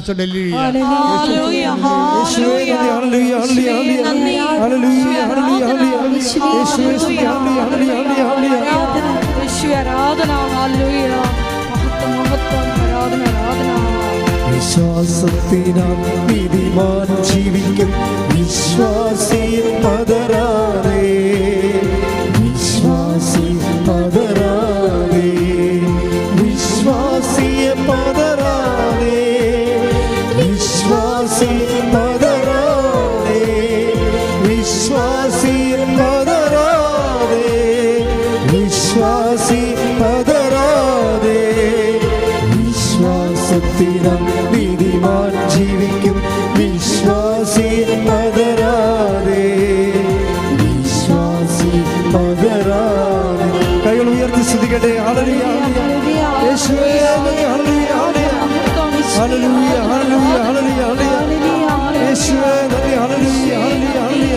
യേശുവേ ആരാധന. യേശുവേ ആരാധന. വിശ്വാസിയെ പതറാതെ, വിശ്വാസിയെ പതറാതെ, വിശ്വാസിയെ പതറാതെ, വിശ്വാസിയെ പതറാതെ.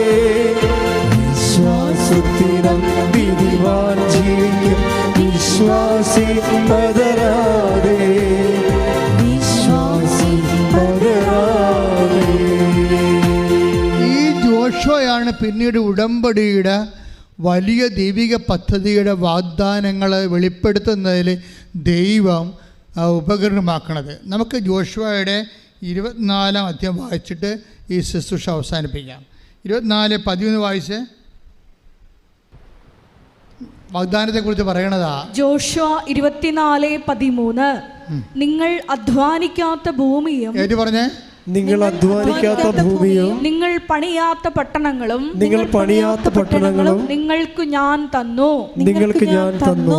നിങ്ങൾ ഇന്നിവിടെ വസിക്കുന്നു. നിങ്ങൾ ഇന്നിവിടെ വസിക്കുന്നു. നിങ്ങൾ നട്ടുവളർത്താത്ത, നിങ്ങൾ നട്ടുവളർത്താത്ത മുന്തിരിത്തോട്ടത്തിന്റെയും മുന്തിരിത്തോട്ടത്തിന്റെയും ഒലിവ് തോട്ടത്തിന്റെയും ഒലിവ് തോട്ടത്തിന്റെയും ഫലം ഫലം നിങ്ങൾ അനുഭവിക്കുന്നു. നിങ്ങൾ അനുഭവിക്കുന്നു. ഇത് കണ്ടല്ലേ? അതായത് ഉടമ്പടിയുടെ ഒരു വാഗ്ദാനം ഒന്നാണ്. എന്താണ്? Not by merit but by grace. അതാണ് ഈ നട്ടുവളർത്താത്ത, നിങ്ങൾ നട്ടുവളർത്താത്ത മുന്തിരിത്തോട്ടവും പണിയാത്ത പട്ടണങ്ങളും നിങ്ങൾക്ക് ഞാൻ തന്നു. ഇപ്പം ഇന്നലെ ഇവിടെ ഒരു സാക്ഷി ഉണ്ടായി. സാക്ഷി ഇതാണ്. ഇവൾ മലയാളം മീഡിയമാണ്. ഇവളുടെ ഭർത്താവ്, ഇവർ കല്യാണം കഴിച്ചു കഴിഞ്ഞപ്പോൾ ഇവളുടെ ഭർത്താവ് ഇവള് പറഞ്ഞു, നീ എൻ്റെ കൂടെ പോരെ, നമുക്കവിടെ വല്ല ജോലിയും കണ്ടുപിടിക്കാമെന്ന് പറഞ്ഞു. അപ്പോഴേ ഇവൾ പറഞ്ഞു, അത് പറ്റത്തില്ല, കാരണം ഞാനങ്ങനെ ചിന്തിച്ചിട്ടില്ലെന്നാണ് പറഞ്ഞത്. എന്നാൽ നല്ല സാക്ഷിയാണ്, കേൾക്കണം. ഞാനങ്ങനെ ചിന്തിച്ചിട്ടില്ല. എന്താ കാര്യം? ഞാൻ മലയാളമല്ലേ, മലയാളം MA ആണ്. അപ്പം മലയാളം MA ആയത് കാരണം ഞാൻ എവിടെയെങ്കിലും വല്ല ടീച്ചിങ് പോസ്റ്റോ വല്ലതൊക്കെ അന്വേഷിച്ചാണ് ജീവിക്കാനാണ്. ഞാൻ നിങ്ങളോട് നേരത്തെ പറഞ്ഞായിരുന്നല്ല. അപ്പോൾ ഇവർ പറഞ്ഞ്, ഞാനങ്ങനെ ചിന്തിച്ചിട്ടില്ല, ആലോചിച്ചിട്ട് പോലുമില്ല. എനിക്ക് ആലോചിക്കാതെ ഇഷ്ടമില്ലാഞ്ഞിട്ടല്ല, അർഹതയില്ലാത്ത കൊണ്ടാണ്. അതാ സംഭവം. അവൾക്ക് പോകാൻ ഇഷ്ടമില്ലാഞ്ഞിട്ടല്ല, അവൾക്ക് ഭർത്താവിനോട് പോയി ജീവിക്കാൻ ഭയങ്കര ഇഷ്ടമാണ്, പക്ഷേ അർഹതയില്ല. മലയാളം MA ആണ്, അതുകൊണ്ട് അവൾ പോകത്തില്ല എന്ന് പറഞ്ഞ്. ഞാൻ പറയട്ടെ, വരത്തില്ലെന്ന് പറഞ്ഞു. അപ്പോൾ പറഞ്ഞു, നീ IELTS എഴുതിടി എന്ന് പറഞ്ഞു. അപ്പോൾ IELTS ഞാൻ എങ്ങനെ എഴുതും, എനിക്കതിനെക്കുറിച്ച് ഒരു പിടിപാടും ഇല്ലെന്ന് പറഞ്ഞു. ഞാനത് എൻ്റെ ഫോണറ്റിക്സ് മോശമാണ്, ഫിലോളജി മോശമാണ്, റൈറ്റിങ്സ് മോശമാണ്, എനിക്ക് പറ്റത്തില്ലെന്ന് ഇവിടിങ്ങനെ മാറുകയാണ്. അപ്പോൾ ഒരു ദിവസം സ്വന്തമായിട്ട് ഇച്ഛാശക്തി ഉണ്ടായി, പേടിയെല്ലാം മാറി, ഭയമെല്ലാം മാറി, ഉത്കണ്ഠ മാറി. എന്നാൽ IELTS എഴുതാം, ഒരു 5-6 പ്രാവശ്യം എഴുതുമ്പോൾ ചിലപ്പോൾ കിട്ടുമായിരിക്കുമല്ലോ എന്ന് വിചാരിച്ചുകൊണ്ട് എഴുതാൻ തുടങ്ങി. എഴുതാൻ തുടങ്ങുമ്പോൾ തന്നെ ഭർത്താവും ഭാര്യയും കൂടി ഒരുമിച്ച് വന്ന് ഉടമ്പടി എടുത്ത് ഇവിടെ അങ്ങോട്ട് പോയപ്പോൾ തന്നെ ആലപ്പുഴ എത്തിയെന്ന് തോന്നുന്നു. അവിടെ എത്തി തന്നെ കൂട്ടുകാരൻ വിളിച്ചു, നിനക്കൊരു ജോലി ഇവിടെ റെഡിയായിട്ടുണ്ട് എന്ന് പറഞ്ഞ്. പക്ഷേ അങ്ങനെ വന്നപ്പോൾ അയാൾ വൈഫിനെ കുറിച്ച് സംസാരിച്ചു. അപ്പോൾ പെട്ടെന്ന് മനസ്സിലായത് മാതാവ് ഈ വിഷയം ഏറ്റെടുത്ത് അവൾക്ക് മനസ്സിലായി. അപ്പം അങ്ങനെ അവൾ പോയി IELTS എഴുതുകയും ഒറ്റയടിക്ക് അത് പാസ്സായി. Praise Lord. അതായത് ഓരോ മനുഷ്യർക്കും എന്തുമാത്രം കഷ്ടപ്പെടും. ഇംഗ്ലീഷ് തന്നെ കൃത്യമായിട്ട് കുഞ്ഞുനാൾ പോലും പഠിച്ചിട്ട് ആൾക്കാർക്ക് പോലും ചിലപ്പോൾ IELTS ഭയങ്കര പാടായിട്ട് വരും. അതായത് നിങ്ങൾ ഈ ഉടമ്പടിയിലൂടെ പ്രൊവിഷനാണത്. ഇത് ജോഷുവയിലൂടെയാണ് പറയണത്. നിങ്ങൾ പഠിക്കാത്ത വിഷയങ്ങൾ ഞാൻ നിന്നെ പഠിപ്പിക്കും. അതല്ലേ സംഭവം, അതല്ലേ 24:13. നിങ്ങൾ അധ്വാനിക്കാത്ത മുന്തിരിത്തോട്ടം ഞാൻ നിങ്ങൾക്ക് നൽകും, നിങ്ങൾ പണിയാത്ത പട്ടണങ്ങൾ ഞാൻ നിങ്ങൾക്ക് അവകാശമാക്കുന്നു എന്നതിൻ്റെ അർത്ഥം എന്താണ്? നിങ്ങൾ പഠിക്കാത്ത ഭാഷ, ചെയ്യാത്ത ജോലി. കർത്താവിനെ കൈയടിച്ച് ശ്രദ്ധിക്കട്ടെ. ഹല്ലേലൂയ, ഹല്ലേലൂയ, ഹല്ലേലൂയ, യേശുവേ നന്ദി, ഹല്ലേലൂയ, ഹല്ലേലൂയ. അപ്പുറത്ത് കൃപയാൽ നമ്മളെ അനുഗ്രഹിക്കുന്ന അവിടുത്തെ സ്നേഹത്തിന് കാരുണ്യത്തിന് നന്ദി പറയുന്നു.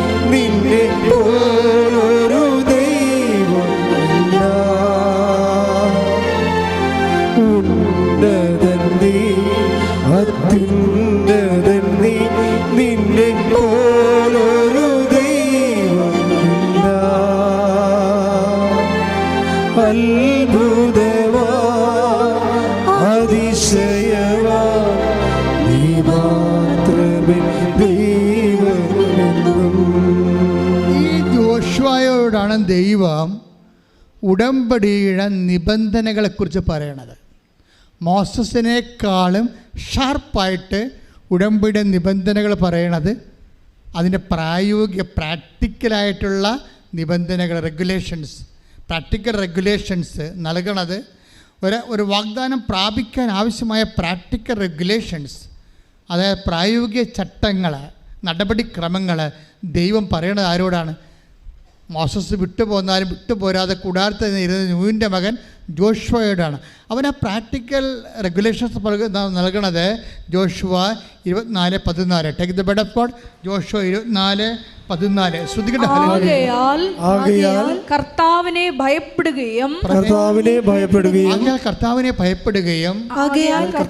ഭയപ്പെടുകയും ആത്മാർത്ഥതയോടും വിശ്വസ്തയോടും കൂടെ അവിടുത്തെ സേവിക്കുകയും ചെയ്യുവിൻ. രണ്ട് കാര്യം വേണം. എന്താ വേണ്ടത്? ദൈവഭയം ഉണ്ടാണ്, ഓക്കെ. പക്ഷെ രണ്ട് കാര്യം വേണം. എന്താണ്? ആത്മാർത്ഥത. രണ്ടാമത്തെ എന്താണ്? വിശ്വസ്തത. ആത്മാർത്ഥത എന്ന് പറഞ്ഞാൽ എന്താണെന്നറിയാമോ? ഇപ്പോൾ ഞാനിവിടെ ഒരാഴ്ച ഇല്ലായിരുന്നു. ഇവിടെ എല്ലാ കാര്യങ്ങളും വളരെ ഭംഗിയായിട്ട് ജനറൽ മാനേജറും അച്ഛനും കൂടി മറ്റുള്ള നമ്മുടെ സ്റ്റാഫ് എല്ലാം കൂടി ഒരു കംപ്ലൈൻറ്റ് ഞാൻ അതിൽ കേട്ടില്ല. എന്തെങ്കിലും ഒരു കംപ്ലൈൻറ്റ് കേൾക്കണമല്ല. ഞാൻ ഉള്ളപ്പോൾ തന്നെ 10 കംപ്ലൈൻറ്റ് കേൾക്കണമാണ് ദിവസവും. ഒറ്റ കംപ്ലൈൻറ്റ് പോലും ഞാൻ ഇതുവരെ കേട്ടിട്ടില്ല. എന്താ കാര്യം? ഞാൻ ഇല്ലാത്ത സമയത്ത് ഞാൻ ഉള്ളതുപോലെ തന്നെ ആത്മാർത്ഥമായിട്ട് ഇവിടെയുള്ള പ്രവർത്തകർ കൃപാസനത്തിൻ്റെ ശുശ്രൂഷകളെ ഏറ്റെടുത്തതാണ്. ഇതിനാണ് ഈ ആത്മാർത്ഥത. അതായത് ആബ്സെൻസിൽ എന്ത് സംഭവിക്കുന്നു എന്നുള്ളതാണ് ആത്മാർത്ഥത അളക്കണത്. ആത്മാർത്ഥത അതായത് ആബ്സെൻസ് എന്നുവെച്ചാൽ നമ്മളില്ലാത്ത അവസ്ഥയിൽ എന്ത് സംഭവിക്കുന്നു. അപ്പോൾ ദൈവത്തിന് ഇല്ലാത്ത അവസ്ഥ നമുക്ക് തോന്നും. ഇപ്പോൾ വിമാനമൊക്കെ പറക്കുമ്പോൾ പെട്ടെന്ന് ആ സാധനം ബുക്ക് താഴെ തന്നെ കാണാം, പിന്നെ നേരെ പോകും. എന്താണ്? അത്ര എയർ പോക്കറ്റാണ് അവിടെ. അത്രയും സ്ഥലത്ത് എയർ ഇല്ല. എയർ ഇല്ലാത്ത കാരണം ഇപ്പോൾ ഞങ്ങളുടെ പറന്ന് എന്ന് വെച്ചാൽ ടേ എന്ന് പറഞ്ഞിട്ടാണ്. അപ്പോൾ ബെൽറ്റൊക്കെ ഇടാൻ അവർ നമ്മളോട് പറയും. അത് നേരത്തെ അവർക്ക് എയർ പോക്കറ്റൊക്കെ അറിയാം അവർക്ക്. ബെൽറ്റൊക്കെ ഇടാന്ന് പറഞ്ഞാൽ നമ്മൾ ബെൽറ്റൊക്കെ ഇട്ട് തന്നെ ഇരിക്കണതാണ്. പക്ഷെ അതുപോലെ ജീവിതത്തിൽ എയർ പോക്കറ്റുണ്ട്. ചില സമയത്ത് ദൈവത്തെ ഒന്നും ഫീൽ ചെയ്യാത്ത ഭയങ്കര ഇത്രയും പ്രാർത്ഥിച്ചിട്ടും ഒരു നടപടിയും ഉണ്ടാകണില്ലല്ല. ദൈവത്തെ ഫീൽ ചെയ്യാത്ത അവസ്ഥ. ഈ ദൈവത്തെ ഫീൽ ചെയ്യാത്ത അവസ്ഥയാണ് എയർ പോക്കറ്റ്. ഇവിടെയാണ് മനുഷ്യൻ തനി നിറം കാണിക്കുന്നത്. ഇപ്പം നിങ്ങൾ കാണിക്കുന്ന പെയിൻറ്റഡ് രൂപമാണ്. ഇങ്ങനെ ഉടമ്പടിയിൽ പോകുമ്പോൾ എല്ലാം കൃത്യമായിട്ടൊക്കെ ചെയ്തൊക്കെ പോണത് ഒരു പെയിൻറ്റഡ് രൂപമാണ്. നിങ്ങളുടെ തനിനിറമല്ല. തനിനിറം കാണിക്കണമെങ്കിൽ ദൈവം മാറി നിൽക്കണം. ജീവിതത്തിൽ ദൈവം മാറി നിൽക്കുന്ന കുറേ സമയങ്ങൾ എപ്പോഴും ഉണ്ടാകും. ഒരു പിടിയും തരാതെ ദൈവം മാറി നിൽക്കും. ദൈവം ഇല്ലാത്തതുപോലെ. ഞാൻ കൊച്ചുരസ്യയുടെ ചരിത്രം വായിച്ചപ്പോൾ കൊച്ചുരസ്യ പറഞ്ഞൊരു കഥ ഞാൻ എപ്പോഴും ഓർക്കും. ഞാൻ ഈശോ എന്നെ കൈ പിടിച്ച് നടത്തും. എന്നിട്ട് കർത്താവ് ഇങ്ങനെ കുഞ്ഞാവൽ നീട്ടി തന്നിട്ട് കുഞ്ഞായ എന്നെ ഇങ്ങനെ കുഞ്ഞാവൽ തൂക്കി നടത്തിയിട്ട് പെട്ടെന്ന് കൈ ഇങ്ങനെ വലിച്ചു കളയും. അപ്പോൾ ഞാൻ ഒറ്റയ്ക്ക് നടന്നു പോകുമ്പോൾ ഈശോ പാത്തു നിന്ന് എന്നെ നോക്കിക്കൊണ്ടിരിക്കും. ഞാൻ ഒറ്റയ്ക്ക് നടക്കുന്നുണ്ടോ എന്ന്. എനിക്ക് ഭയങ്കര ഹൃദയസ്പർശമായിട്ട് തോന്നിയ സംഭവമാണ്. അത് നമ്മുടെ എല്ലാവരുടെയും ജീവിതത്തിൽ വരേണ്ടതാണ്. നമ്മൾ തനിയെ നടക്കാനാണ് ദൈവം ആഗ്രഹിക്കുന്നത്. നമ്മുടെ അമ്മമാരെപ്പോഴും നമുക്ക് 50 വയസ്സാകുമ്പോഴും കയ്യെ പിടിച്ച് നടത്തുക ഇല്ല. നമ്മൾ വിശ്വാസം തനിയെ നടക്കണം. അതുകൊണ്ട് ദൈവം ഇങ്ങനെ മാറി ആബ്സെൻസ് ഓഫ് ഗോഡ് എപ്പോഴും ഉണ്ടാകും. ആബ്സെൻസ് ഓഫ് ഗോഡ്, ദൈവം ഇല്ലെന്ന് നമുക്ക് തോന്നണ കുറേ സമയങ്ങൾ. അതാണ് ഇതിൻ്റെ ഒരു ഏറ്റവും വലിയ വിജയം. ഈ ദൈവം ഇല്ലെന്ന് തോന്നണ സമയം. കാര്യം നമ്മുടെ വിഷയങ്ങൾ, രോഗങ്ങൾ, അതേസമയം നമ്മൾ നോക്കാൻ ആരുമില്ല, അണ്ടർസ്റ്റാൻഡ് ചെയ്യാൻ ആരുമില്ല, നമ്മൾ മനസ്സിലാക്കാൻ ആരുമില്ല. നമ്മളെതിരെ മനസ്സിലാക്കുന്ന പേരെ എതിരെ മനസ്സിലാക്കും. നമ്മളെങ്ങനെ മനസ്സിലാക്കപ്പെടണമെന്ന് ആഗ്രഹിക്കുന്നുവോ അതിന് ഓപ്പോസിറ്റായിട്ട് നമ്മളെ ഏറ്റവും അടുത്ത് നിൽക്കുന്നവർ മനസ്സിലാക്കുമ്പോഴാണ് നമുക്ക് ദൈവമില്ലെന്ന് തോന്നിപ്പോണത്. മനസ്സിലായില്ലേ? ഇതൊക്കെ ജീവിതത്തിൻ്റെ അനുഭവങ്ങളും കാലാവസ്ഥാ ഭേദങ്ങളാണ്. ക്ലൈമറ്റ് ചേഞ്ച് എന്ന് പറഞ്ഞ സംഭവം ആധ്യാത്മിക ജീവിതത്തിൽ ഒരു പ്രതിഭാസമാണ്. Climate change. അപ്പോൾ ക്ലൈമറ്റ് ചേഞ്ച് ഉള്ളത് കൊണ്ടാണ് ശാന്തമാകുക, വെകിളി കാണിക്കരുത്, വെബ്രാളം കാണിക്കരുതെന്ന് ദൈവം എപ്പോഴും പറഞ്ഞുകൊണ്ടിരിക്കും. ക്ലൈമറ്റ് ചേഞ്ച് കാലത്ത് ശാന്തമാകണപ്പെട്ടത്. ഇങ്ങനെ ഒരു ദൈവത്തെ പിടികിട്ടാതെ ഇരിക്കുന്ന സമയത്ത് നിങ്ങൾ പെട്ടെന്ന് ദേവാലയം വിട്ടുപോകാതിരിക്കണം. ദേവാലയം വിട്ടുപോകാതെ ദൈവത്തിൻ്റെ കൂടെ തന്നെ ഇരിക്കണം. ദൈവം ഈശോയുടെ ഏറ്റവും ഗംഭീര വിജയം. ഞാൻ ഇന്ന് കുർബാന അർപ്പിച്ചുകൊണ്ടിരിക്കുന്ന സമയത്ത് കർത്താവിനോടൊരു കാര്യം പറഞ്ഞു.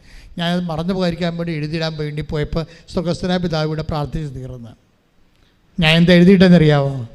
അതായത് കർത്താവ് അവസാനം പറഞ്ഞില്ലേ, ഏലോയ് ഏലോയ് ലാമ സബക്താനി എന്ന് പറയുമ്പോൾ താഴെ നിൽക്കുന്നവന്മാർ കിങ്കരന്മാരെന്താ പറയണത്? ഏലിയാനെ വിളിക്കണേ, വെള്ളം കൊടുത്തേക്കാന്നൊക്കെ പറഞ്ഞുകൊണ്ട് അവരുടെ ഈശോ പറയണ കാര്യങ്ങളൊന്നും അവർക്ക് മനസ്സിലാവണില്ല. ദൈവവചനങ്ങളൊന്നും അവർക്ക് മനസ്സിലാകണില്ല. ദൈവവചനം അറിയാൻ പാലാത്ത പേക്രാണികളുടെ ഇടക്ക് നിന്നുകൊണ്ട് മരിക്കുകയെന്ന് വെച്ച് കഴിഞ്ഞാൽ അതിനേക്കാൾ വലിയ മരണമുണ്ടാകും.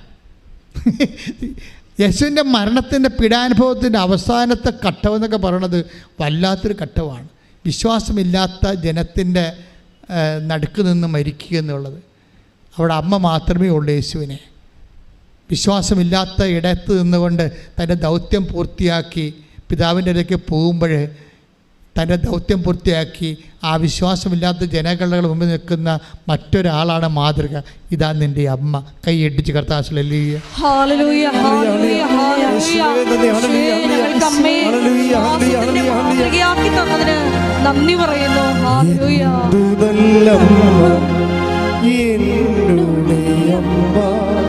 എനിക്കും ഈശോയ്ക്കും ഒരേ അമ്മ,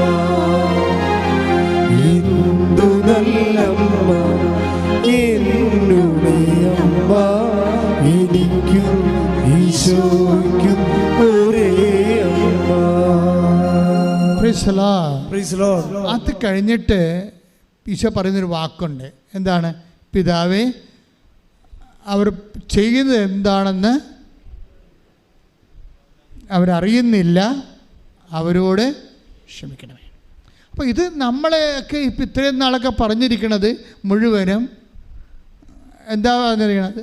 ഈശോയുടെ ക്ഷമയുടെ ഒരു പരിഹാരം, ഒരു മാതൃകയായിട്ടാണ് പറയണത്. ഇതൊന്നുമല്ല കേസെന്നായി എന്ന് പറഞ്ഞത് ഈശോ കുർബാനയുടെ സമയത്ത് പറഞ്ഞത്. അതൊന്നുമല്ല കാര്യം.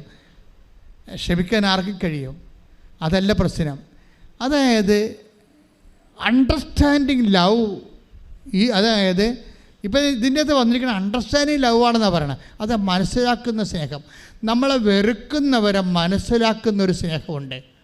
ജീസസ് ഇങ്ങനെ വളർന്ന് ദൈവസ്നേഹത്തിൻ്റെ അവസാന തന്മാത്രകൾ നമ്മൾ കാണുകയാണ്. ഏറ്റവും ബെസ്റ്റ് ക്വാളിറ്റി ആയിട്ടുള്ള ഒരു മോളിക്യൂൾസാണ് കാണുന്നത്. എന്താണ്?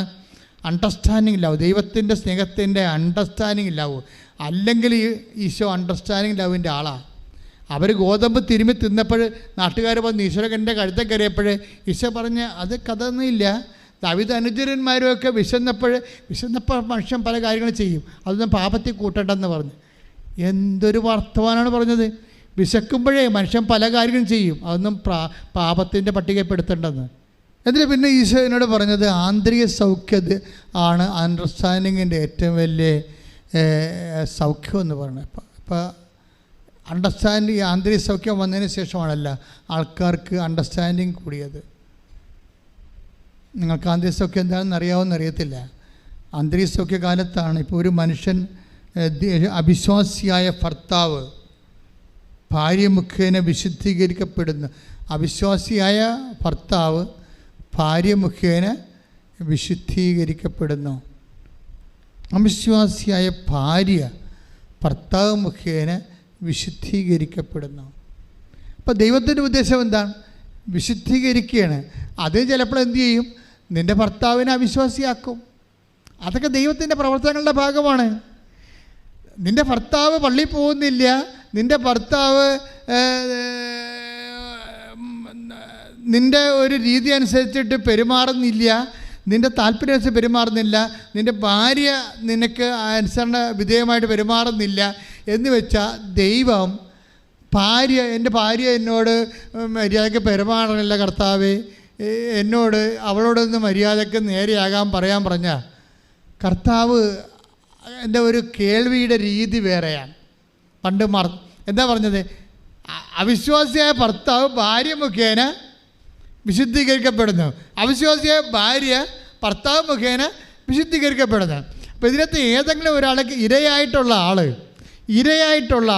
ആൾ കള്ളുകുടിയനാണ്, ആൾ വള്ളിയിൽ പോകണില്ല, കുടുംബപ്രാർത്ഥന നോക്കണില്ല, എന്നെ തല്ലുകയാണെന്നൊക്കെ പറഞ്ഞാൽ കർത്താവ് എന്താ പറയുന്നറിയാമോ?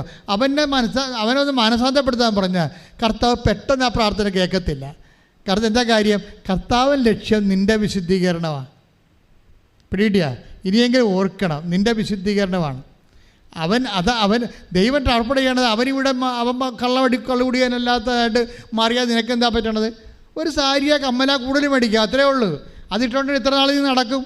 അവൻ നീ ചാകണവരെ നടക്കും അല്ലേ? ആദ്യം നിങ്ങൾക്കറിയാം, ഞങ്ങളൊക്കെ മരിക്കണ എത്ര മരിപ്പെടുത്തിലുള്ള ആളാണ് ഞാൻ. അതല്ല, എന്തുമാത്രം 1700ഓളം മരിപ്പെന്ന് ഞാൻ എപ്പോഴും പറയും. പക്ഷേ ഞാനൊരു 2000-ഓളം ആൾക്കാർക്ക് ഈ കുർബാന കൊടുക്കത്തത് അവസാനം മരിക്കാൻ നേരത്ത്. നമ്മൾ ഇന്ന് കുർബാന കൊടുക്കുന്ന ആളിന് നാളെ വിളിച്ചുകൊണ്ട് കുർബാന കൊടുക്കും. പക്ഷേ നമ്മളുണ്ട് ഇന്ന് കുർബാന കൊടുത്ത ആളിൻ്റെ കഴുത്തേലും കാലിലും കമ്മലും മാല ഉണ്ടാവും.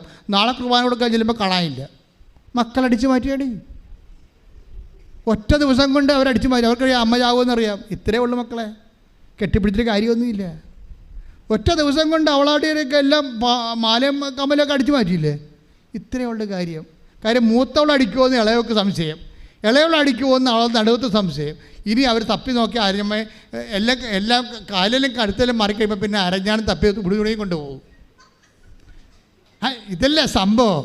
ഇത്രയേ ഉള്ളു സംഭവം. നിൻ്റെ ഭർത്താവ് വെള്ളം അടിക്കാതിരുന്ന നിനക്കൊരു കമ്മല മാല കൂടുതൽ മേടിക്കാം. എത്ര നാളെ ഇടാൻ പറ്റും? ഈശോ മരിയ ഔസേപ്പത്തിന് വിളിക്കണമെമ്പോൾ തന്നെ നമ്മുടെ കമ്പലും കൊണ്ട് മക്കൾ പോയി. ഇപ്പോൾ വരാമെന്ന് പറഞ്ഞപ്പോൾ പിന്നെ കാണത്തില്ല, അടക്കത്തിനെ വരത്തുള്ളൂ പാർട്ടി. ഇത്രയേ ഉള്ളു ജീവിതം. ദൈവത്തെ മുറുകെ പിടിക്കണം. ഇതിലൊന്നൊരു കഥയുമില്ല. നിങ്ങൾ ദൈവം എങ്ങനെ കാണുന്നത്? ദൈവം നോക്കണം. മാർത്ത പറഞ്ഞ് അവളോട് വന്ന് എന്നെ സഹായിക്കാൻ പറ എന്ന് പറഞ്ഞിട്ട് കഴിഞ്ഞാൽ എന്ത് മാർത്ത നീ പോയി സഹായിക്കാൻ പറഞ്ഞാൽ പറയത്തില്ല.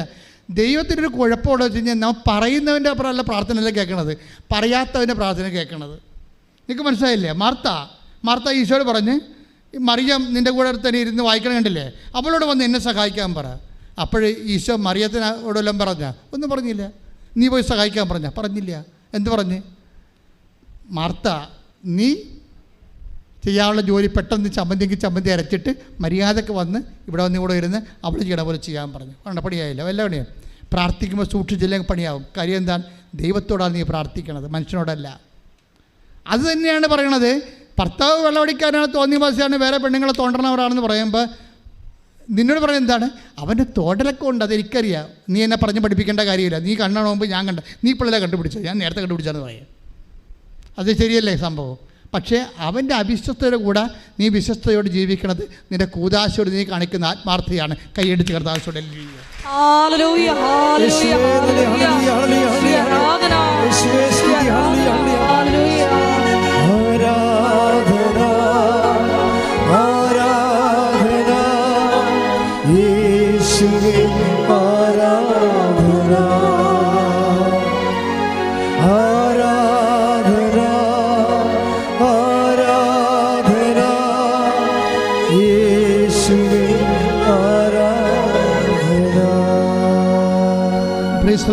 അപ്പോൾ വാഗ്ദാനം പ്രാപിക്കാനുള്ള പ്രധാനപ്പെട്ട കാരണങ്ങളിൽ ഒന്നെന്താണ്? സംശയം, വ്യഗ്രത മാറ്റുക. അതിനുള്ള നടപടിക്രമം എന്താണ്? ജോഷുവ മോസസ് വിട്ടുപോകുന്നാലും കൂടാരം വിട്ടുപോകാതെ ആരെപ്പോലെ നിൽക്കണം? അന്നയെപ്പോലെ നിൽക്കണം. അന്ന എന്താ ചെയ്തത്? പിന്നെ ഒരു കാര്യമുണ്ട്, കൂടാരത്തിൽ തന്നെ വസിച്ചതുകൊണ്ട് നിങ്ങൾ ഭൂമി മുഴുവൻ വെട്ടിപ്പിടിക്കാൻ നോക്കണ്ട. അങ്ങനെ പിന്നെ ഈ മിണ്ടാമഠത്തിലിരിക്കുന്ന ആൾക്കാർക്ക്, സഭയിൽ കന്യാസിമാർക്ക് വേറെ പണിയൊന്നും വേണ്ടല്ലോ, മിണ്ടാമഠത്തിൽ പോയി ചേർന്നാൽ മതിയില്ല. ഇത് കഴിഞ്ഞിട്ടൊരു പണിയുണ്ട്, അത് വായിച്ച മോളെ. ലൂക്ക 2:38. കൂടാരത്തിൽ തന്നെ വസിച്ച അന്ന പിന്നെ എന്താ ചെയ്തതെന്ന് നോക്ക്. അവൾ അപ്പോൾ തന്നെ മുമ്പോട്ട് വന്ന് ദൈവത്തെ സ്തുതിക്കുകയും ജെറുസലേമിൽ രക്ഷ പ്രതീക്ഷിച്ചുകൊണ്ടിരുന്ന എല്ലാവരോടും ശിശുവിനെ കുറിച്ച് സംസാരിക്കുകയും ചെയ്തു. അതാണ് കൃപാസനം പത്രം കൊടുത്തുകൊണ്ട് നിങ്ങൾ ചെയ്യണത്. മനസ്സിലായ? ഉപവാസമുണ്ട്, പ്രാർത്ഥനയുണ്ട്, വചനാധ്യക്ഷ ജീവിതമുണ്ട്, പ്രേക്ഷിത പ്രവർത്തനമുണ്ട്. അന്ന കർത്താവിൻ്റെ കൂടെ വസിച്ചു, വചനം കേട്ടു, ഉപവസിച്ചു, പ്രാർത്ഥിച്ചു എന്ന് ചോദിച്ചു കഴിഞ്ഞാൽ ദൈവം പറയും ഫോർ വാട്ട്, എന്തിനു വേണ്ടി ചെയ്തു എന്ന് ചോദിച്ചാൽ പറയണം. എന്തിനാണ്? അത്രയും ബലം അവൾ പ്രാപിച്ചു. തിരിച്ചു വന്നിട്ട് ജെറുസലേമിൽ കർത്താവിൻ്റെ രക്ഷ പ്രതീക്ഷിച്ചു കൊണ്ടിരുന്ന എല്ലാവരോടും, ആരോട് പറഞ്ഞു? എല്ലാ ജനങ്ങളോടുമാണ്. എല്ലാവരോടും യേശുവിനെക്കുറിച്ച് പറഞ്ഞു. സുവിശേഷം കൈമാറാൻ വേണ്ടിയാണ് നീ ഉപവസിക്കേണ്ടത്. സുവിശേഷം കൈമാറാൻ വേണ്ടിയാണ് നീ പ്രാർത്ഥിക്കേണ്ടത്. ഇപ്പോൾ 8 നോയമ്പ് വരികയാണ്, എല്ലാവരും ഭയങ്കര പ്രാർത്ഥനയാണ്. 8 നോയമ്പിന് ഉപവസിച്ച് പ്രാർത്ഥിക്കാൻ പോകണം അല്ലേ? എല്ലാത്തിൻ്റെയും വിഷയം എന്താണ്? മകളെ കെട്ടിക്കണേ, വിസ വരണമേ, മകൾ പ്രസവിക്കണമേ, വീട് വെക്കണമേ, സ്ഥലം മേടിക്കണേ, ഓലക്ക പിണ്ണാക്ക്. തീർന്നില്ലേ? പിശാച് ദൈവത്തിൻ്റെ എല്ലാ പദ്ധതികളും അട്ടിമറിച്ചിരിക്കുന്നു. വയറ്റിപ്പഴുപ്പ് മാത്രമായി ആധ്യാത്മിക അധപ്പതിച്ചിരിക്കുന്നു. തീർന്നില്ലേ? ഇതല്ല വിഷയം. എന്തിനാണ് ആത്മബലം പ്രാപിക്കണം? എന്തിനാണ് ആത്മബലം പ്രാപിക്കണത്? കർത്താവിനെ കൈമാറാൻ. ആരെ കണ്ടാലും നിന്റെ ആത്മാവിൽ അഭിഷേകം ഉണ്ടാകണം. എന്താണ്? എൻ്റെ കർത്താവ് കുരിശിൽ മരിച്ച് പാപത്തിന് പരിഹാരം ചെയ്തത് നിനക്ക് വേണ്ടി കൂടിയാണ്. നിന്റെ കൂടി വീണ്ടെടുത്തവനാണ് അവൻ നിനക്ക് വേണ്ടി വില കൊടുത്തിരിക്കുന്നു. അവന് വിശ്വസിച്ചുകൊണ്ട് നീ യേശുവിൻ്റെ നിത്യരക്ഷ പ്രാപിക്കുക. കൈ അടിച്ച്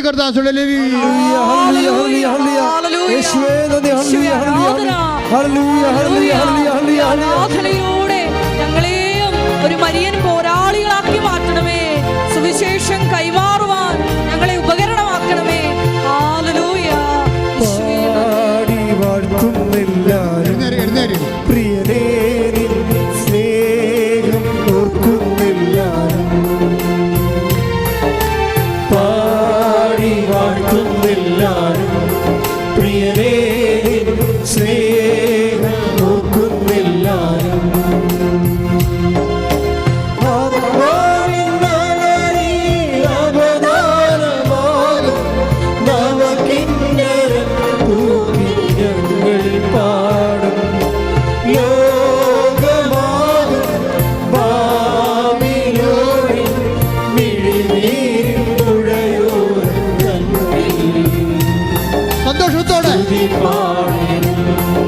എല്ലാവരും പാടി വാഴ്ത്തുന്നില്ലാരും. പ്രിയനേ സ്നേഹമോർക്കുന്നില്ലാരും, പാടി വാഴ്ത്തുന്നില്ലാരും. പ്രിയനേ സ്നേഹമോർക്കുന്നില്ലാരും.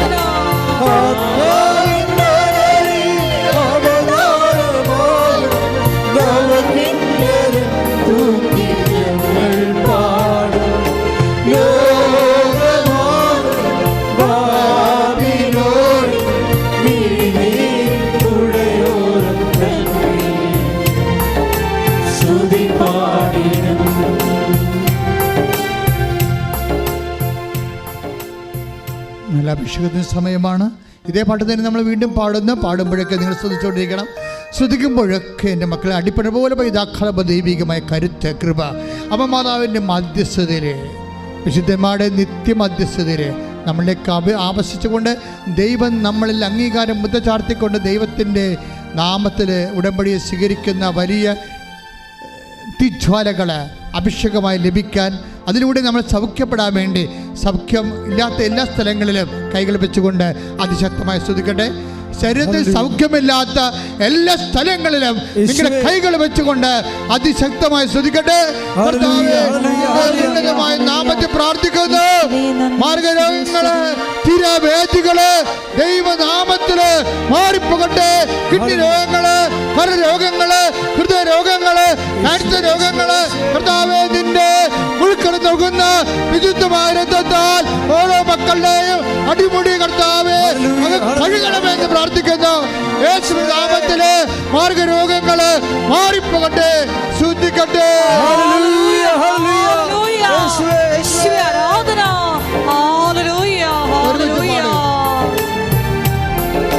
പാടി വാഴ്ത്തുന്നെല്ലാരും പ്രിയരേ സ്നേഹം ഓർക്കുന്നെല്ലാരും. ഇങ്ങനെ മക്കളെ, നമ്മളിപ്പോൾ പ്രാർത്ഥിക്കാൻ പോകുന്നത് നമ്മൾ ഉടമ്പടി വെച്ചിരിക്കുന്ന വിഷയങ്ങൾ, ഓൺലൈനിൽ പ്രാർത്ഥിക്കുന്ന ഓരോ മക്കൾ ഒത്തിരി വിഷയം, വീട്, ജോലി, വിവാഹം, വിദ്യാഭ്യാസം, കുടുംബ ഭദ്രത, അങ്ങനെ മറ്റ് വ്യത്യസ്തമായ മേഖലകളിൽ വെച്ചിരിക്കുന്ന വിഷയങ്ങളെ നിങ്ങളെ മനസ്സിൽ ഓർത്ത് ജീവിത പ്രശ്നങ്ങളുണ്ടാവും, സാങ്കേതിക കുരുക്കുകൾ, ജയിലിലകപ്പെട്ടവർ, വിദേശത്ത് നിന്ന് ഫോൺ പോലും എടുക്കാതിരിക്കാത്തവർ, വിളിക്കാത്തവരുണ്ട്, വരാത്തവരുണ്ട്, കാണാത്തവരുണ്ട്, പുറപ്പെട്ടു പോയവരുണ്ട്, നഷ്ടപ്പെട്ടു പോയ സാധനങ്ങളുണ്ട്, വസ്തുക്കളുണ്ട്, കിട്ടാത്ത കടങ്ങളുണ്ട്. അങ്ങനെ എന്തെല്ലാം സങ്കടങ്ങളാണ്, ഭയങ്ങൾ. അധ്വാനിക്കുന്നവനെ, ഭാരം വഹിക്കുന്നവനെ എൻ്റെ അടുക്ക് വരാൻ യേശു മാത്രമേ മനുഷ്യ രാശിയോട് പറഞ്ഞിട്ടുള്ളെങ്കിൽ നിന്റെ വിഷയങ്ങളുടെ മേൽ ദൈവം തീരുമാനമുണ്ടാക്കാൻ പോകുന്നു. ശ്രദ്ധിക്കട്ടെ.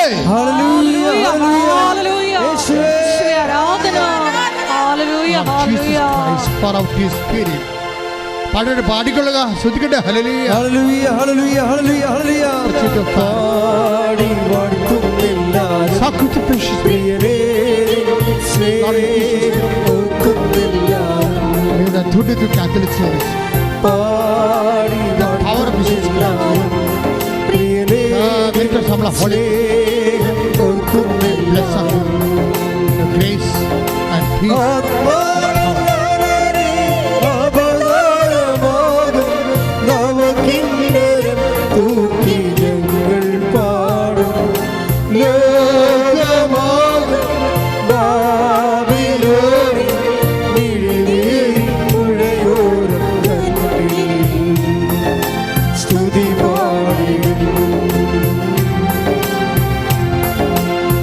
പാടി വാഴ്ത്തുന്നെല്ലാരും പ്രിയരേ സ്നേഹം ഓർക്കുന്നെല്ലാരും. പാടി വാഴ്ത്തുന്നെല്ലാരും പ്രിയരേ സ്നേഹം ഓർക്കുന്നെല്ലാരും.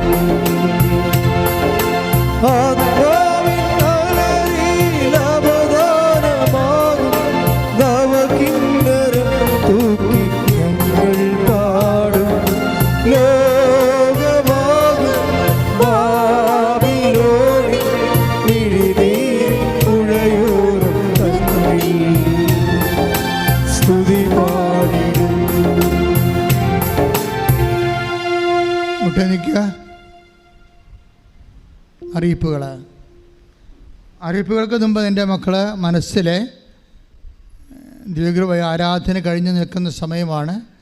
മനസ്സിലെ അച്ഛൻ വിട്ടുപോയ വിഷയങ്ങൾ, നിങ്ങൾക്ക് ഏറ്റവും പ്രിയപ്പെട്ടതായിട്ട് ഈ ആഴ്ചയിൽ നടക്കേണ്ട കാര്യങ്ങൾ, നടക്കേണ്ട നിയോഗങ്ങൾ, ഒരു കഴിവില്ലാതെ നിങ്ങൾ പെട്ടിരിക്കുന്ന അവസ്ഥകൾ, പരിശുദ്ധ അമ്മയുടെ മധ്യസ്ഥയിൽ ഇപ്പം തന്നെ ഈശോയ്ക്ക് മൗനമായി പ്രാർത്ഥിച്ച് കണ്ണീരോടെ സമർപ്പിക്കുക.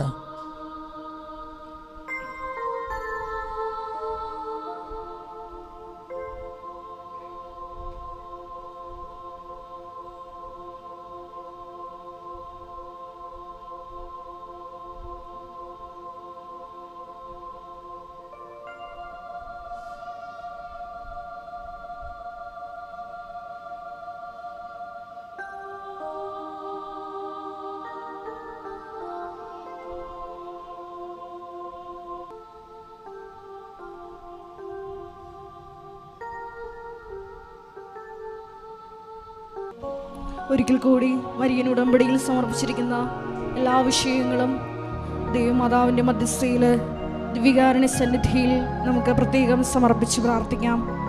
ഒപ്പം തന്നെ ഉടമ്പടി പുതുക്കി പ്രാർത്ഥിക്കുന്ന വിഷയങ്ങളും നമ്മുടെ ജീവിതത്തെ നൊമ്പരപ്പെടുത്തുന്ന വിഷയങ്ങളും ദൈവമാതാവിൻ്റെ മധ്യസ്ഥയിൽ ദിവ്യകാരുണ്യ സന്നിധിയിൽ നമുക്ക് പ്രത്യേകം സമർപ്പിച്ച് പ്രാർത്ഥിക്കാം.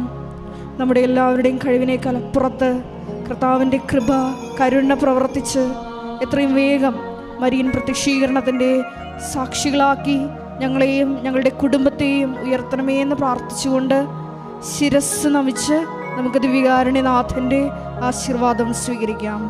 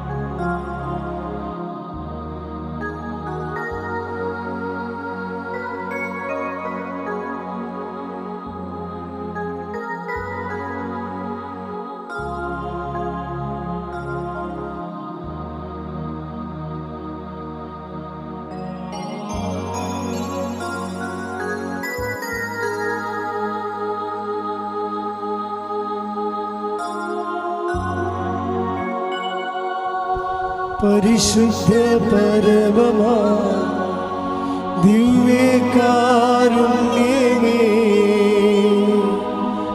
എന്നുമെന്നും അങ്ങേക്കാരാധന.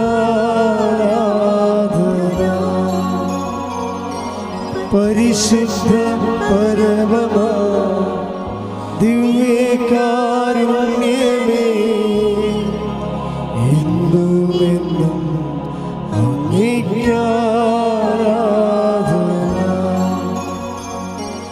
പരിശുദ്ധ പരമമാ ദിവ്യകാരുണ്യമേ,